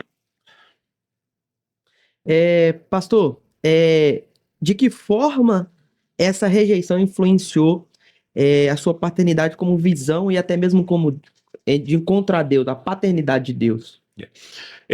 Tem uma influência muito forte, porque o sentimento de rejeição não te permite orar: Pai nosso que estás no céu. É isso. Primeiro, você tem uma relação muito ruim com a sua paternidade humana. Porque automaticamente ela te rejeitou, você teve essa percepção desde a geração, porque a alma está constituída lá no útero da mãe. Então você está, a partir dali, você está vivendo nesse ambiente de rejeição, e quando você vai para este lugar, você não desenvolve esse vínculo paterno de amor, de acolhimento e segurança, porque se você está sentindo rejeitado, é porque você sabe que ali não é o caminho de proteção. Então, automaticamente, você nem procura aquele caminho de proteção. Essa é a paternidade humana. Mas na paternidade espiritual, é mais ou menos dessa forma. Porque você não tem uma segurança da paternidade humana, mas também não tem nenhuma segurança da paternidade espiritual. Então, automaticamente, é o momento em que Satanás ele trabalha para te afastar do propósito do Senhor, do chamado. Satanás ele começa a criar muitos ambientes. Eu vou citar um exemplo meu aqui. Eu nasci num lar evangélico. Meu pai era dirigente da Assembleia de Deus, foi também pastor da igreja, dirigente da Batista em Chamas, né, lá do pastor Miqueias, até no Vale de Atobá, o bispo Leucino que me apresentou quando eu nasci. Eu nasci naquele ambiente, mas eu comecei a procurar algum ambiente que eu conseguisse me sentir ali localizado. E eu lembro de alguns episódios, eu estudava no Colégio Estadual Domingas Maria de Almeida, lá no bairro Independência, e tinha a turma que matava a aula, e chegou uma turma de traficantes que começou a ficar ali em frente à escola. Pessoas carismáticas, habilidosas, mas estavam ali. Toda aula eles estavam ali. E eu entrava para a escola e eu achava, olha, os caras unidos, né, bacana. Olha Satanás, como é que ele é. Os caras legais, os caras despojados. Lembra do episódio lá de Todo Mundo Odeia o Chris? Quando o Chris resolve entrar ali na malandragem e ficar descolado? Eu acho que é suco de fruta, como é que é? Quem sabe de Chris aí? Você sabe, não? Ninguém? Estão fracos, viu, Mara? Mas tem um episódio lá, muito bacana, em que ele quer entrar lá e eles dão o nome dele de suco de fruta. E é mais ou menos aquilo ali, vai remeter à minha história. E aí, o que aconteceu? Eu falei, olha, um dia eu vou matar a aula para ficar no meio desses caras que são tão felizes. E eu fiz isso algumas vezes, matei a aula e comecei. Aí chegou uma hora que o traficante falou comigo assim, aqui, a galera que anda com a gente é isso... eles pagam a gente para estar no meio aí, você vai ter que pagar também. Olha, você vê? Pagar para ter acesso. E eu achava o Mentoria? máximo. Mentoria. E eu achava o máximo. Negativa. Até que um dia aconteceu um episódio. Eu tinha uma pasta daquelas pretas, não sei se vocês lembram, que era aquele fechão grandão e ela era toda quadradona. Samsonite. Assim. Não, aquela antes da Samsonite, uma maior assim, que você carregava pendurada aqui. E eu pegava ali aquele... Como é que chama para pagar a caneta? Corretivo. Eu pegava o corretivo, sempre escrevia as ideias da minha mente, né? Eu escrevia algumas frases lá que representavam meu estado, e às vezes a respeito de Deus. E eu escrevia umas frases nelas, eu citava Deus, né? E num dia eu estava ali no meio daquela galera e chegou a polícia. Todo mundo mão na parede, porque já tinha denúncia que eles estavam vendendo droga naquele lugar, ali na porta da escola. Isso é um crime gravíssimo, né? E aí, encosta todo mundo aí. Eu peguei e coloquei minha pasta no chão. E nela tava a frase, né? E aí todo mundo encostado e os caras começaram a tomar chute, porque naquela época a polícia era chute pra lá, chute pra cá, as botas bico de ferro, e o cara gritando lá e fica na posição. E não tinha nada de celular, de imprensa. Aquela época ali, irmão, a polícia era o juiz, era tudo. O Supremo Tribunal tava ali. E chute pra lá e chute pra cá, rapaz. Aí veio um policial. Acho que ele era crente, tem condição. Aí ele passou e falou assim, aqui, perguntei entre vocês, quem que é o dono daquela pasta ali? Aí eu levantei a mão e falou, pega sua pasta e vai embora, que aqui não é seu lugar. Eita! Cara, testificação do Espírito. Meu Deus. Cara, eu peguei aquela pasta, nem acreditei, falei, eu nem tomei meu chute, eu não tomei tapa na cabeça, eu não tomei nada. A palavra dele entrou na minha mente, que nunca mais saiu. Uau. Aqui não é o seu lugar. Forte. E aí eu vi que Satanás ele estava preparando uma paternidade, pastor Rony. Meu Deus. No mundo das trevas para me dar. Mas aprove a misericórdia de Deus que alcança até 1000 gerações, me alcançar naquele dia e me tirar daquele ambiente. E eu parei, irmão. Uau. Ali não era mais legal para mim. Ali passou a ser o lugar em que os caras iam tomar chute, soco, e acabou, voltei à aula, ficou tudo certo. E pastor, como que você venceu isso, cara? Como que você rompeu essa barreira? Como que você venceu isso em Cristo? Isso foi muito interessante porque demorou bastante tempo. Vou falar do chamado aqui. Por favor. Né, pra gente, porque vem muito ao encontro dessa pergunta. A gente estava num momento de oração na casa da minha mãe. Estava eu, meu irmão mais velho, esse que eu contei que foi o primeiro, estava um outro pastor, que hoje é pastor da Igreja Presbiteriana Renovada, uma irmã chamada Margarida, uma profetisa de Deus, uma mulher de Deus, e a minha mãe. E a gente estava num ambiente de sala de casa e era na parte da tarde, era aproximadamente entre 15 e 16 horas, e essa irmã começou a orar. A gente sempre fazia um período de oração na casa da minha mãe. E essa irmã orando, Deus mostrou para ela algo a respeito do meu irmão. Deus disse para ele, meu irmão era muito dedicado a Deus. Ele tirava um devocional de 2 horas todos os dias. Naquela época, Uau. coisa impressionante. Eu não fazia isso, ele fazia. E naquele dia Deus usou aquela mulher e falou assim, olha, é isso que eu vou te tirar você, eu vou levar você, eu vou te dar uma experiência fora desta nação. Profetizou algo na vida dele que a gente nem imaginava que ia acontecer. E aconteceu, meus irmãos, aconteceu. Eita, glória. Para aquela época isso é demais. Hoje não, hoje você tira o pastor Rony aí, tem livre acesso, né? Os líderes do GJCast aqui, tá tudo bem, irmãos. Vocês me entendem, né? Acesso livre aí, glória a Deus por isso. E ajude a gente a prosseguir aí, porque Deus vai usar isso aqui para expandir pelas nações. Receba essa palavra profética aí. Amém. Mas Deus profetizou sobre a vida dele, sobre o outro pastor que estava lá, que era recém-convertido, falou, eu tenho um chamado, ministério para você e tal. E eu, naquela dor da alma, na dor da alma. E aí eu peguei e falei com Deus, a Deus dando voz, Senhor, o Senhor falou com todo mundo, mas não falou comigo, eu sou o pior mesmo. Essa foi a minha oração. Aí a irmã terminou de orar, e ela falou assim, minha mãe chama Edna, falou, engraçado, Edna, nem a profeta acreditou.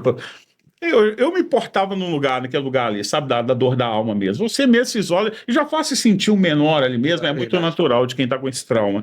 Aí ela falou, engraçado, Edna, eu vi esse menino aí, apontou para mim. Falou assim, eu vi esse menino pregando na frente de uma grande multidão. Engraçado. Aí na hora o Espírito Santo falou comigo, eu estou te separando. Na sala da minha casa. Eu vivi muitas experiências grandes depois disso, e em todas elas eu lembro esse episódio, lembro da promessa de Deus. E aí, respondendo a sua pergunta, como que eu passei por esse processo, foi a primeira vez que eu fui no encontro com Deus, a minha primeira experiência. Eu fui no encontro com Deus, e lá tem a cura da alma, que é aquele momento tão precioso, e nesse trabalho de cura de alma eu fui curado. Glória a Deus. Depois disso eu me dediquei muito à cura, eu passei a ministrar essa ministração nesse lugar que eu fui curado, e eu ministrei para mais de 5.000 pessoas. Eita, glória! Cura interior durante esse período, porque eu fui curado para depois ministrar cura sobre a vida das pessoas. Uau. Vamos para um patrocínio bem rápido, depois a gente volta. Quero começar falando sobre a Implantar Telecom. Você merece uma conexão melhor. E existem muita fama aí de internet travando. Então você quer ver o podcast e fica travando, você quer jogar o seu jogo, quer assistir o seu filme e acaba não conseguindo. Então eu quero apresentar para vocês a Implantar Telecom. Essa que tem a sua visão e o seu ramo sobre internet em todos os locais, e ela pode trazer uma experiência completamente fora do que você está acostumado. A Implantar Telecom, ela atende a área residencial, ela consegue te dar uma cobertura completa na área residencial, mas também ela te dá um suporte na área corporativa. Você que tem uma empresa e precisa ter um suporte confiável, Implantar Telecom é a indicação do GJCast. Quando dá o horário do ponto lá, de ir embora, pastor, todo mundo pega o seu cartão, bate e vai embora. Só que os processos e os dados, eles precisam ainda continuar funcionando. E a Implantar Telecom, ela traz esse suporte para você que é empresário. Também quero falar para você que quer também ter a Implantar Telecom no seu telefone móvel. Ela também tem esse ramo de chip, a Implay Chip. Ela consegue te dar uma cobertura completamente completa, com vários planos dentro do seu bolso e atendendo com uma máxima de internet que você não está acostumado. Então, procure lá que está passando o Instagram, tá passando o telefone de contato, você consegue chamar os colaboradores da Implantar e eles vão te dar todas as mais informações. Então, não tem outra. Liberdade é ter internet onde quiser. E com isso você consegue através do chip Implay. Vai lá, conheça os produtos, chame, peça mais informações e eu tenho certeza que você nunca mais vai procurar outra. implantar telecom, a internet de quem não pode parar. Também temos como colaborador desse projeto, né, a Estamparia King, que vem trabalhando, né, com blusas personalizadas, blusas para o seu evento. Então você que quer fazer aí sua conferência, quer fazer aí seu evento, não tem outro. Estamparia King, eu tenho certeza que vai trazer para você a melhor qualidade e o mais importante, pastor, preço justo, que é o que falta no mercado. E essas camisas lindas aqui que nós usamos aqui é feita pela Estamparia King, né? E também tem várias outras. Você que quer fazer sua conferência, tem isso, né, pastor? Quem vai fazer a blusa da conferência? E às vezes a gente fica sem opção, quem ir, onde eu vou encontrar, com preço justo, qualidade. Então você encontrou hoje. A Estamparia King vai te atender com muito respeito e eu tenho certeza, com muita qualidade. Então tá aqui o telefone, o Instagram. O interessante de deixar o Instagram é que você pode ir lá e conferir, né, as demais demandas que já foram entregues e que foram para os clientes e eles ficaram satisfeitos. Então vai lá no Instagram, tem as postagens das pessoas que gostaram, que, né, indicam a Estamparia. Então vai lá e confere lá, que eu tenho certeza que você vai ver muita qualidade e melhor, né, preço justo. E a Estamparia King tá com uma parceria com a loja Propósito. A loja Propósito que vem fazendo blusas também com a mensagem evangelística. Você tem aí, Diogo, a logo da loja Propósito? Se tiver, coloca aí. E aí, também, eu tenho certeza que você vai... Você vai chegar lá e você vai encontrar aquela blusa, pastor. Você ir para a igreja. Às vezes as pessoas, ela fala assim, não, eu queria com uma blusa evangelística. Lá na loja Propósito, ela vem trabalhando com o versículo vem na frente, pastor, e conforme o versículo atrás, a estampa é como versículo. Então, é uma mensagem evangelística. Você sai bem vestido, alinhado e ainda levando uma mensagem do Senhor, né, para onde você for. Então, vai lá, tem o link lá, você escolhe a que você mais se identifica, eu tenho certeza que você vai encontrar lá o que você procura. Então, a loja Propósito, elevando propósito através de camisas. Eu também quero falar para você que quer fazer parte do GJCast, que acredita no nosso sonho, que aposta naquilo que nós estamos fazendo e o quanto que tem abençoado a sua vida.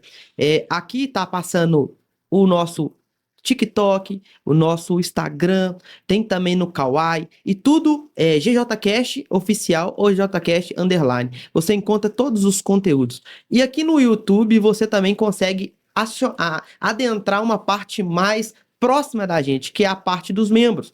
Então você consegue lá onde que você se inscreveu. Depois que você se inscreve, tem um escrito assim, ó, seja membro. E você pode nos abençoar com essa parte também do JCast. Lá você vai ter conteúdos exclusivos e antecipados, você consegue mostrar pra gente que realmente você tem um posicionamento de abençoar esse podcast, e lá você tem mensagem, né, os comentários que ficam na prioridade. Então, quando isso, tudo mais, informações tem por lá também, para que vocês abençoem. E lá também, pessoal, tem no Instagram e nos outras redes, tudo que nós passamos, que nós fomos em São Paulo agora, e nós fizemos lá a cobertura de imprensa no Expo Cristão. E lá nós colocamos todos os conteúdos, colocamos vídeos lá, como foi, as pessoas que nós encontramos, as conexões que o Senhor nos entregou, e você pode nos acompanhar por lá também. E lá nós encontramos a Universal Music, e elas nos deu o maior suporte naquele lugar. Nos deu esse presente lindo aqui, ó. Olha que copo lindo. No ritmo da sua adoração. Adoração no máximo volume. Tá aqui. E você pode também entrar lá no Instagram deles e acompanhar como foi. Eu quero agradecer a Universal Music e todas as demais que nos abençoam naquele lugar. Os organizadores na Expo Cristã em São Paulo. E eu tenho certeza que o Senhor tem algo para fazer conexão nisso. Então, participe lá, vai lá no Instagram e seja abençoado com tudo que nós deixamos por lá também, né, Dark? Isso mesmo, foi um momento incrível, foi um momento lindo. Vou deixar um vídeo aqui só para você ver como é que foi. Se você não for cheio do Espírito Santo, você vai viver a sua vida do seu jeito. E quando chegar no tribunal de Cristo, naquele último dia, ele vai falar que não te conhece. Se torne alguém da confiança do Espírito Santo, para que as janelas do céu se abram sobre a sua história, pelo amor de Deus. Tirem os pés do solo, pelo amor de Deus. Ele é todo poderoso desar. E contra ele, o inimigo não.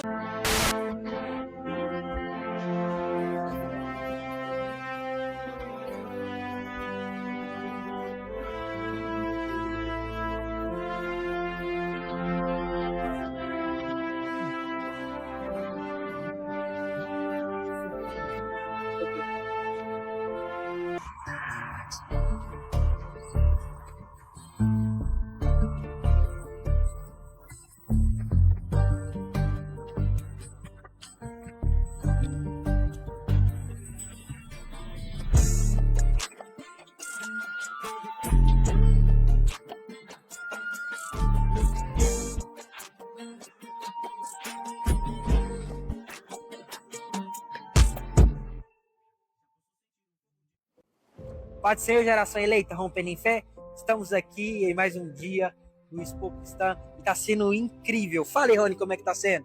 Foi maravilhoso, tivemos momentos bem incríveis, sobrenaturais. Entrevistamos pessoas que às vezes nosso pai nunca imaginou encontrar, o Senhor proporcionou isso. Então foi sobrenatural e eu quero dizer, tem mais. Júnior Rustirola, Anderson Freire, Davi Sassi, quem mais, Rony?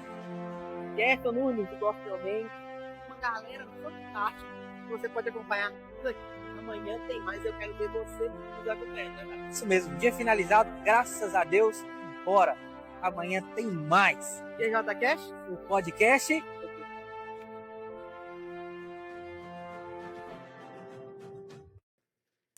E eu tenho certeza que você vai ser abençoado. Amém? Também nós fizemos cobertura no Ore Comigo, né, Dar? É bom de comentar, porque a gente soltou um vídeo, agora há pouco, de como foi a cobertura no Ore Comigo aqui em Minas Gerais, no estádio Arena MRV. Foi um estádio com mais de 50 mil pessoas, com 14 atrações, e foi maravilhoso. Você também pode acompanhar como foi por lá também. Então, a gente vai deixar o vídeo aqui para que você seja abençoado com isso também. E voltando... E em novembro, vamos estar lá no Expo Cristã, no Rio de Janeiro. E você que é do Rio aí, ó, quiser encontrar a gente... Dá um alô aí. Dá um alô aqui, procura a gente lá, que a gente tira uma foto junto, a gente conversa, a gente troca uma ideia e vai ser maravilhoso. Voltando para cá, pastor, eu quero entrar numa área bem especial na vida do senhor, a área ministerial, né, e serviço do reino. Mas antes de tudo isso acontecer, eu gostaria de te perguntar como nasceu a IBVC, a Igreja Batista Vida em Cristo. É uma pergunta muito interessante, porque eu tinha sofrido um acidente. Eu fiquei 1 ano sem andar, acidente muito grave, tive problemas no joelho, na perna esquerda, coloquei muitos parafusos na perna esquerda, 8 na direita, 32 na perna esquerda, quebrei fíbula, tíbia, perdi massa óssea. Foi assim um período de tratamento, de novas experiências, de perceber e sentir o amor e o acolhimento da igreja, dos irmãos ao entorno que me assistiram ali durante aquele período. Então, muita gratidão pelos irmãos da Igreja Batista Betuel. Mas aprove o Senhor eu fazer uma transição. Então, posterior a esse acidente, depois de ficar parado 1 ano, eu comecei um trabalho. E era um trabalho de célula dentro da minha casa. E esse trabalho resultou numa igreja chamada Batista Logos. Então, a gente iniciou o trabalho, eu mais 2 pastores, um casal de pastor e um outro pastor, pastor Carlos, pastora Silvana e o pastor Hernandes. E a gente começou um trabalho e aquilo avançou muito rápido, uma igreja muito bem estruturada. A gente alugou um galpão ali na Nélio Cerqueira, no Tirol, naquela época de R$ 5.500. Eita! E as provisões começaram a chegar, né? A entrada da igreja, a gente sabe que as igrejas, elas lutam muito para estabilizar suas contas, né? Porque faz parte do processo, tudo natural, não é isso, pastor? Muito difícil. Tá tudo certo. Naquela época, no primeiro mês entrou R$28 mil. Glória a Deus. Né? Falar de valores, para a gente entender do que eu estou falando. E a gente montou os escritórios e a igreja foi avançando, fizemos o primeiro grupo de diaconato, formou 28 pessoas. A gente já tinha quase 200 pessoas naquele lugar ali, né? Tinha 240 cadeiras que a gente comprou. E eu fui pregar lá na cidade de Montes Claros, num trabalho de jovens chamado Enjocre. E foi num colégio. Então fiz uma viagem, cheguei naquele lugar, havia uma profetisa de Deus, ela estava ministrando adoração. E no meio dessa ministração ela me gritou: Pastor Kaiser, fica de pé. E aí eu fiquei de pé, ainda estava recuperando ali da questão do acidente. E aí ela pegou e me chamou lá na frente e falou comigo assim: não é aquele povo. Depois de toda essa estrutura montada. E eis que eu vou te dar um novo exército. Não é fácil ouvir. E ela descreveu esse exército. Vai ser um exército deficiente. Eita! Um exército que vai precisar de alinhamento. E aí eu voltei para o banco e minha esposa estava sentada no banco. E assim, eu já tinha passado o trauma do acidente. Eu tinha saído da Igreja Batista Betuel, na época eu era tempo integral, tinha um salário que correspondia ali, né, muito relevante para a época. E agora eu estava numa nova direção de Deus. E agora Deus fala comigo: para tudo. Começa do zero. E começa do zero. E eu falei com ela: olha, Deus está no controle de todas as coisas. Preguei naquele evento, ministrei, voltei para casa. E o Senhor falou comigo: é hora de recomeçar. Meu Deus. E eu volto para dentro de casa, irmãos. E inicio um trabalho com 3 pessoas. Eu tenho imagem lá de eu servindo ceia para 3 pessoas. 3 cálices na bandeja. 3 cálices. Inclusive um deles é meu pai, né? Esse que eu citei sobre a questão da não compreensão, da rejeição. Ele ficou comigo durante um bom tempo. Então a gente começou a vida em Cristo na minha casa, lá no bairro Diamante. Aí foi aumentando o número de pessoas, aí eu aluguei aquele primeiro local que vocês conhecem ali, no nosso bairro industrial. Aí avançou mais uma quantidade de pessoas, aí a gente foi para aquele galpão que a gente está hoje, né? Vai fazer 10 anos agora, 22 Glória a Deus. de novembro do ano de 2025. Inclusive, quero mandar um abraço para toda a igreja de BBC. É uma igreja que a gente se sente muito em casa, a gente sempre vai lá nas conferências. Jonathan, um amigo, um irmão que Deus nos entregou, os demais meninos lá. Quero mandar um abraço em especial para pastora Leila também. Deus abençoe todos vocês. Amém. Jonathan, toda a liderança, né? Nós estamos fazendo esse alinhamento dia após dia, mas é dentro desse cenário que nasce a igreja, uma igreja improvável, mas um chamado muito claro. Eu aprendi, pastor Rony, que o lugar mais seguro de viver é dentro do propósito. Forte. Porque Deus tem um interesse no propósito. Então não quer dizer nem que ele já tem uma promessa sobre a sua vida, mas tem uma coisa que Deus não abre mão, é de proteger o seu propósito. E quando você está dentro do propósito, você recebe a proteção de Deus. Então, eu fui para dentro do propósito, permaneci, estou dentro do propósito, e é ele que está sustentando aquela casa maravilhosa, aqueles irmãos, e a gente vai expandindo com essa compreensão do reino. Glória a Deus. E pastor, fala para nós como é que foi, né, esses 10 anos nesse processo. Quais que foram os momentos mais difíceis que você enfrentou? E quais que foi também os momentos mais gratificantes que você teve com a IBV? Amém. Uma igreja, ela inicia de forma orgânica, né? Quando ela inicia de forma orgânica, ela passa por muitos desafios. Verdade. Né? Um deles é esta apresentação do propósito, porque tudo começa num propósito, né? Às vezes mas está ali o propósito. Uhum. E esse propósito, ele vai ser apresentado para as pessoas. Ali Deus vai fazer uma obra muito intensa, porque ele vai te entregar alguns dons, né? Ele te entrega ministérios, e aí você começa a trabalhar com aquele ministério. Se você trabalha com aquele ministério para beneficiar a si mesmo, você não é o dispenseiro. E você não consegue tocar ninguém, estender a graça de Deus para essas pessoas. Mas se você recebe aquele dom e entende que você vai só administrar aquele dom, você começa a trabalhar com aquele dom no seu entorno e começa a estender essa graça para outras pessoas.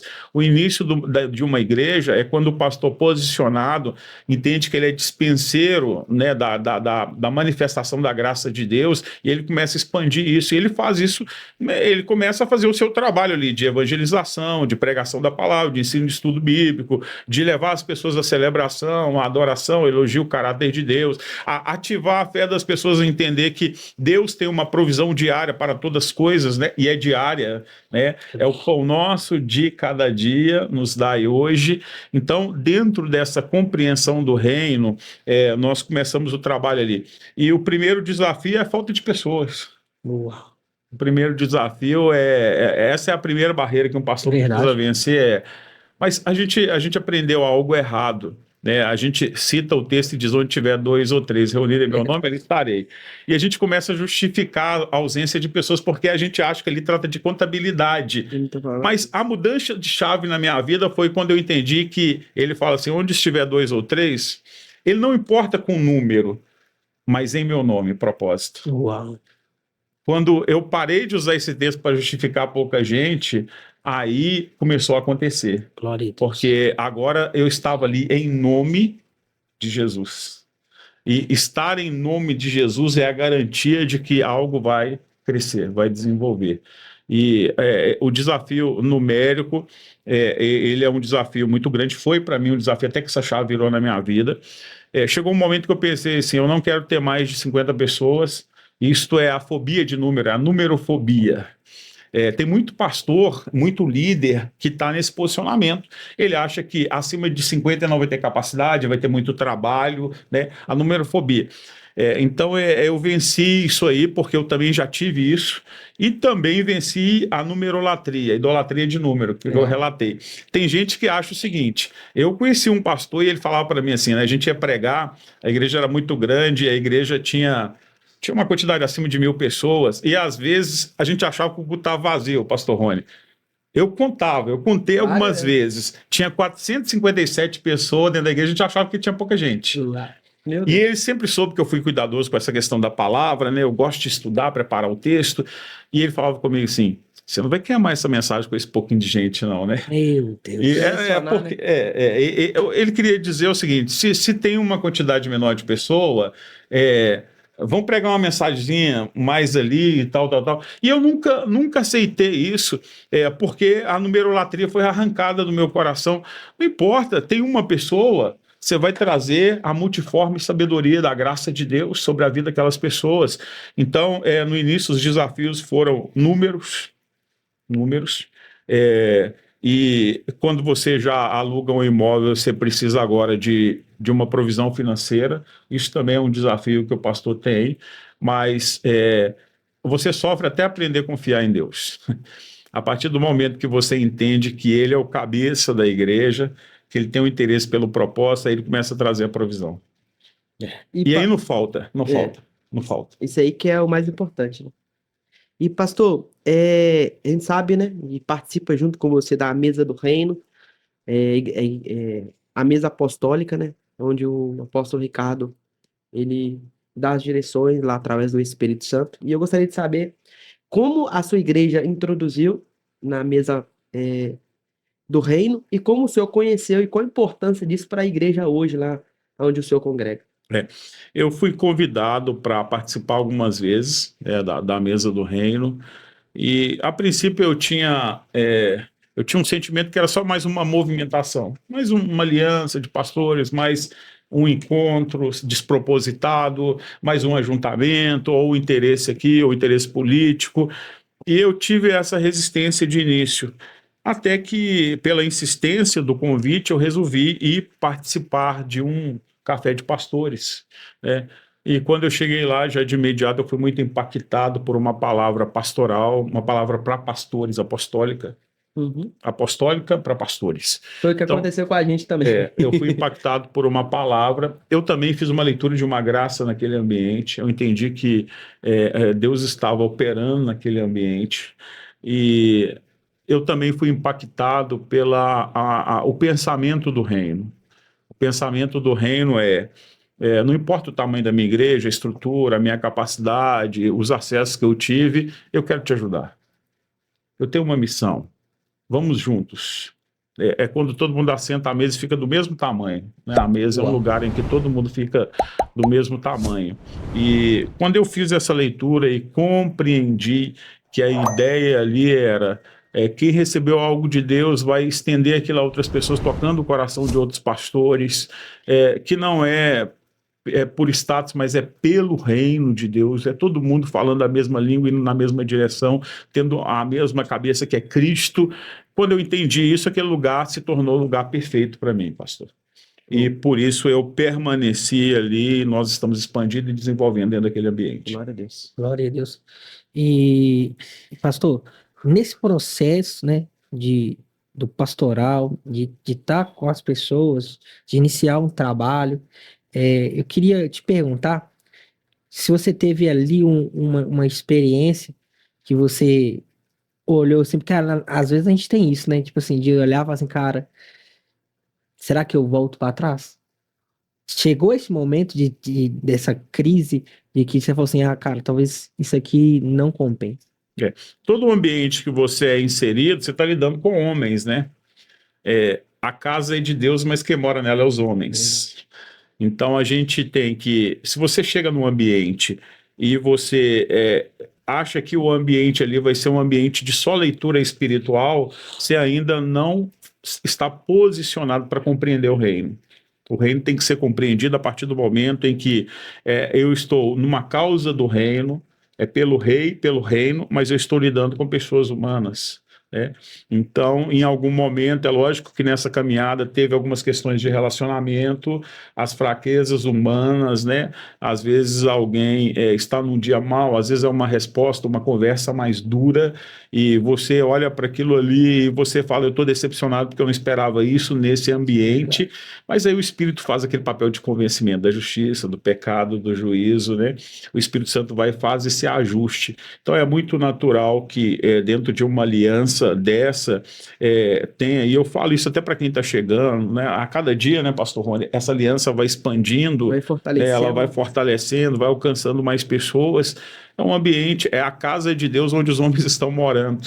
Então nós teremos as limitações, mas a maturidade te ensina a lidar. Uau, Porque você começa a ter a empatia, colocar no lugar do outro, aí você começa a ver e pensar, se eu estivesse no lugar dele, talvez eu teria agido até pior do que ele. Sim. Né? Então você passa a compreender. Então nesse sentido, as relações humanas, elas não me paralisaram, embora em algum momento eu senti na alma, e é muito natural. Falando sobre legado e futuro, como o senhor enxerga o papel da Igreja Batista Vida em Cristo ali naquela cidade de Contagem e no bairro industrial? Eu tenho uma ideia muito assertiva, intencional com a Igreja Batista Vida em Cristo. Primeiro, eu tenho a convicção que foi Deus que plantou a igreja naquele lugar. Então, essa igreja foi, assim como a Igreja Manancial e todas as igrejas que estão ali, a Bíblia fala que o reino de Deus é tomado à força. Como que é tomado à força? É uma reação de quem tem o chamado, entende o propósito e fala assim, deixa eu ocupar um pedaço do território de Satanás. A igreja, quando ela é plantada num lugar, ela começa uma batalha a esse nível. Eu vou tomar um território de Satanás. Então, as nossas igrejas ali estão tomando esse território. A gente está cercado ali por lugares em que tem problemas sociais gravíssimos. Recentemente, ali nas vilas, muito próxima de nós dois ali, porque a nossa igreja é próxima, né? Está assim, alguns poucos. E aliançadas. Aliançadas, mas a gente teve batalhas ali há 2 anos atrás, que em sequência, num prazo de 2, 3 meses, morreram 30 pessoas. Eu tive irmãos da igreja que foram impedidos, proibidos de congregar, tiveram que ficar em casa e disseram, vocês não vão sair daqui. Inclusive, eu tinha alguém ligado a famílias lá, que a gente teve problemas gravíssimos lá, naquele ambiente em que há esta batalha instituída, a batalha espiritual instituída. Então, quando uma igreja vai para este lugar, ela já vai cravada do propósito da agenda do céu. O Senhor disse, olha, você vai trabalhar lá, trazer essa mensagem de verdade do reino, trazer a libertação a esses cativos, né? O trabalho da evangelização, da expansão do corpo de Cristo. Então, o legado que... Eu ouvi isso há muitos anos atrás, de um pastor chamado pastor Genildo Santos do Amaral, ele numa escola dominical, talvez, pastor Rony, há 30 anos atrás. Eu nunca esqueci, porque foi muito impactante. Ele estava lecionando numa escola dominical e ele falou assim, quer saber a importância de uma igreja num lugar? Tira ela de lá. Se não fizer nenhuma falta, não tem nenhuma relevância. Mas se tirar essa igreja e a sociedade, o entorno, perceber a falta dessa igreja, é porque essa igreja está dentro do propósito. Forte. Uau, isso é muito forte, né? E impacta a gente porque a gente precisamos ter esse trabalho, né? Social, esse trabalho com as pessoas, de trazer esperança, de trazer amor, e principalmente de trazer Cristo para a vida delas. E falando ainda desse assunto, ô pastor, eu queria que você desse uma palavra aí. Qual é a palavra que o Senhor tem queimado no seu coração nesses últimos dias? Qual é a direção que o Senhor tem falado para você, né, nesses últimos dias, que tem queimado no seu coração? Amém. Eu quero começar pelo entendimento e a compreensão que a igreja, ela é um reduto de esperança, ela é um centro social, tratando da ação social. Vocês fizeram lá, né, recentemente, lá o trabalho de missão, que já é um trabalho marcante ali na região, com a relevância, com o reconhecimento, né, isso é uma responsabilidade da igreja. Então, no quesito social, a igreja é um centro social, mas no quesito espiritual, a igreja é o último reduto de esperança de uma comunidade. É isso. Eu não tenho aonde recorrer, o Estado falhou, a estrutura familiar falhou de uma região, mas o trono de Deus nunca falha. Forte. Você está posicionado ali no centro da vontade de Deus, acabou. Ali virou o reduto de esperança e acabou. Então, eu sempre prezo. A igreja, ela é um altar coletivo para um culto coletivo, para uma sociedade. O nosso culto nunca acaba, né? A gente vai sair daqui e vai continuar no nosso culto. A gente tomou um café mais cedo, era um culto ali, uma celebração, falamos de coisas saudáveis, de transição, de restauração, de muitas coisas, né? Porque esse ambiente é bom. Mas aquele culto coletivo, ele tem uma força muito grande, porque ali tem um altar e a mensagem que está queimando no meu coração nesses dias é que eu não tenho capacidade de produzir fogo. Mas eu posso restaurar o altar de Deus para esse altar produzir fogo e esse fogo vir sobre a minha vida e queimar as minhas fraquezas, os meus pecados. Então, a mensagem para esses dias é você que em algum momento parou na caminhada porque os sonhos se frustraram, porque as feridas da alma elas ficaram estancadas, porque você recebeu ataques espirituais ao nível que nós falamos aqui, ao ponto de arrancar as suas forças e colocar você em cadeia. Qual que é o caminho? Qual que é o segredo? Restaurar o altar de adoração ao Senhor. Porque a restauração do altar vai te levar para este lugar. Adão, quando ele... Há uma pergunta em Gênesis ali que eu sou ligado à filosofia e isso bate muito na minha... Perguntas é o que mais bate em mim, sabe? Porque minha mente começa a girar ali, é muito normal para quem está ligado a essa área da filosofia, né? O mundo se move não pelas respostas, mas pelas perguntas, né? Porque a pergunta te atrai a trazer várias respostas para ela. Mas o Deus soberano, criador dos céus e da terra, onipresente, onisciente, transcendente, cheio de atributos incomunicáveis aos homens e outros comunicáveis como o amor, esse Deus agora olha para o jardim do Éden, para o paraíso e faz uma pergunta, e aquela pergunta me bate: onde estás, Adão? Esse teto aqui do estúdio não é capaz de impedir Deus de nos ver agora nesse lugar e fazer uma leitura exata do que está acontecendo aqui. Se fosse aqui um bunker no fundo da terra, Deus ainda estava... Por que ele perguntou onde estás, Adão? Porque sempre a visão de Deus para fazer alguma entrega é no ambiente de altar. E ele olha para o altar do paraíso e não vê Adão dentro do ambiente do altar. A pergunta é espiritual. Adão, sempre você deveria permanecer no ambiente de altar. Onde você está, Adão? Cadê Nesse você? limite de santidade eu não te encontrei. Né? Então a mensagem, para concluir aqui, ela é: permaneça no altar de adoração. Olhando para frente, qual o maior sonho que ainda queima no seu coração relacionado ao reino? Pastor, a minha maior vontade é ter o máximo de acesso possível apenas para pregar o Evangelho de Cristo. Eu acho que quando a luz chega sobre a sua vida, ela precisa ser expandida, né? Ela precisa mudar um cenário ao seu entorno. Então, a coisa que eu mais gosto de fazer é compartilhar essa compreensão do reino que Deus me deu. E compartilhando essa compreensão, você trazendo uma mensagem, a mensagem do reino de Deus. É uma mensagem de transformação. Glória a Deus. E quais são os seus valores inegociáveis? Aquilo que você não negocia. A primeira coisa é a comunhão com Deus. O espírito, a alma de um pastor clama profundamente quando ele sai desse lugar de comunhão. Quando ele cessa a sua oração, a sua intercessão. Quando ele cessa a sua adoração. Quando ele afasta daquilo que o aproxima do altar. Então a comunhão com Deus jamais pode ser negociada por qualquer um, porque é isso que nos alimenta, nos sustenta, nos dá todo esse combustível para continuar vivendo os próximos dias. O segundo valor que eu não negocio de forma nenhuma esse já é no campo profético, é flutuando no profético. Eu não abro mão de consultar a agenda de Deus para viver meus próximos dias. Uau. Hoje na igreja, quando alguém, as irmãs fizeram lá o circo de oração, o aniversário delas, e elas colocaram lá, é tempo de edificar. Os jovens fizeram, você até pregou lá no evento lá, né? O Céu na Terra, que já é a 4ª edição, se eu não me engano, né? Vocês sempre estão lá participando. E eu chamo eles, eu até preguei também num dos dias lá do Céu na Terra, eu chamo eles e falo com eles, você sabe o que você escolheu como tema? Propósito. Se eu estou falando, eu faço um congresso com o objetivo de alcançar milhares de jovens, chamado Assim na Terra como no Céu, eu estou dizendo, eu vou apresentar a agenda do céu para a terra.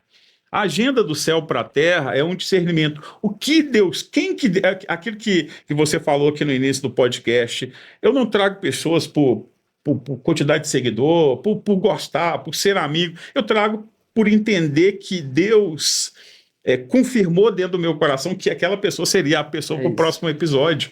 Né? Aquilo ali é forte, aquilo ali sustenta tudo isso, essa é a nossa ideia.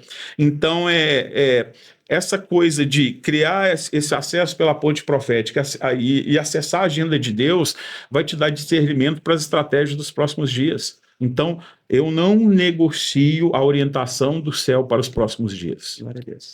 E quando alguém propõe e diz assim, eu vou fazer um evento, eu vou dar um título tal, esse título tem que estar, primeiro, gerado na agenda de Deus para ser depois aplicado na terra. Glória a Deus. Estamos chegando ao final e queria te dar esse momento, pastor, para você dar suas considerações finais, deixar aí suas redes sociais, deixar onde as pessoas podem te encontrar também. Amém. O Instagram é Pastor Kaiser, né? Você vai acessar lá Pastor Kaiser mesmo. O Facebook é o Elderson Kaiser. Esse Kaiser, ele é meu sobrenome, né? Eu sou descendente alemão. Meus bisavós vieram da Alemanha, então vem esse nome. Às vezes as pessoas, todo lugar que chega ali, a pessoa faz uma brincadeira, né, que tá ligada à cerveja mesmo, né? A cerveja, sempre tem uma piadinha, sempre tem uma brincadeira. E tal. O próximo apóstolo Ricardo, agora quando ele apresentou a equipe apostólica na segunda, ele falou, esse Kaiser que é crente, é só sobrenome, né? Mas tem um filósofo também que chama Kaiser. Tem. É muito natural, então Kaiser quer dizer imperador, né, em alemão. Eita, glória. Então é muito comum essa questão, mas está lá, é o Elderson Kaiser. Como o primeiro nome é bem complicado, né, todo mundo prefere chamar pelo segundo, que até associa a facilidade do conhecimento do nome. Então você pode acessar lá o Instagram da igreja, Igreja Batista Vida em Cristo, IBVC, Igreja Batista Vida em Cristo, e é um prazer participar com vocês. Quero agradecer o convite de vocês, a cortesia na qual vocês receberam, que eu respeito, né? Essa boa relação entre pastores, essa boa relação entre alguém que quer apenas contribuir para a expansão do reino de Deus. Obrigado você que nos prestigiou e nos presenciou com a sua atenção até esse momento final. Que o Espírito Santo ele estenda esta obra que começou na nossa vida, na sua vida e através da sua vida. Deus é um Deus geracional, ele cuida de aliança. Eu sou o Deus de Abraão, de Isaac e de Jacó. Ele é o Deus que vai cuidar de você e da sua geração. Deixa eu também o endereço da igreja, se alguém quiser conhecer os cultos, os horários. Amém. Nós estamos ali no bairro Industrial, na cidade de Contagem, a Rua Américo Leite 676. Nós temos na quinta-feira, às 20 horas, estudo bíblico, então é de 20 às 21 horas. Nós temos domingo o nosso culto de celebração, alguns temáticos de primícia, as irmãs, elas lideram um culto também. Temos a ceia no primeiro domingo. Nas terças-feiras, de 15 em 15 dias, nós temos as células, que estão em várias casas ali no entorno da região. Sábado nós dividimos o trabalho de jovens, trabalhos de adolescentes. Quarta-feira nós temos a sala de oração, onde temos as irmãs e aberta toda a igreja para orar, clamar ao Senhor, né? Oração, súplica e a ação de graça, e nós estamos ali abertos e é um prazer receber você para fazer uma visita e celebrar conosco diante do altar de Deus.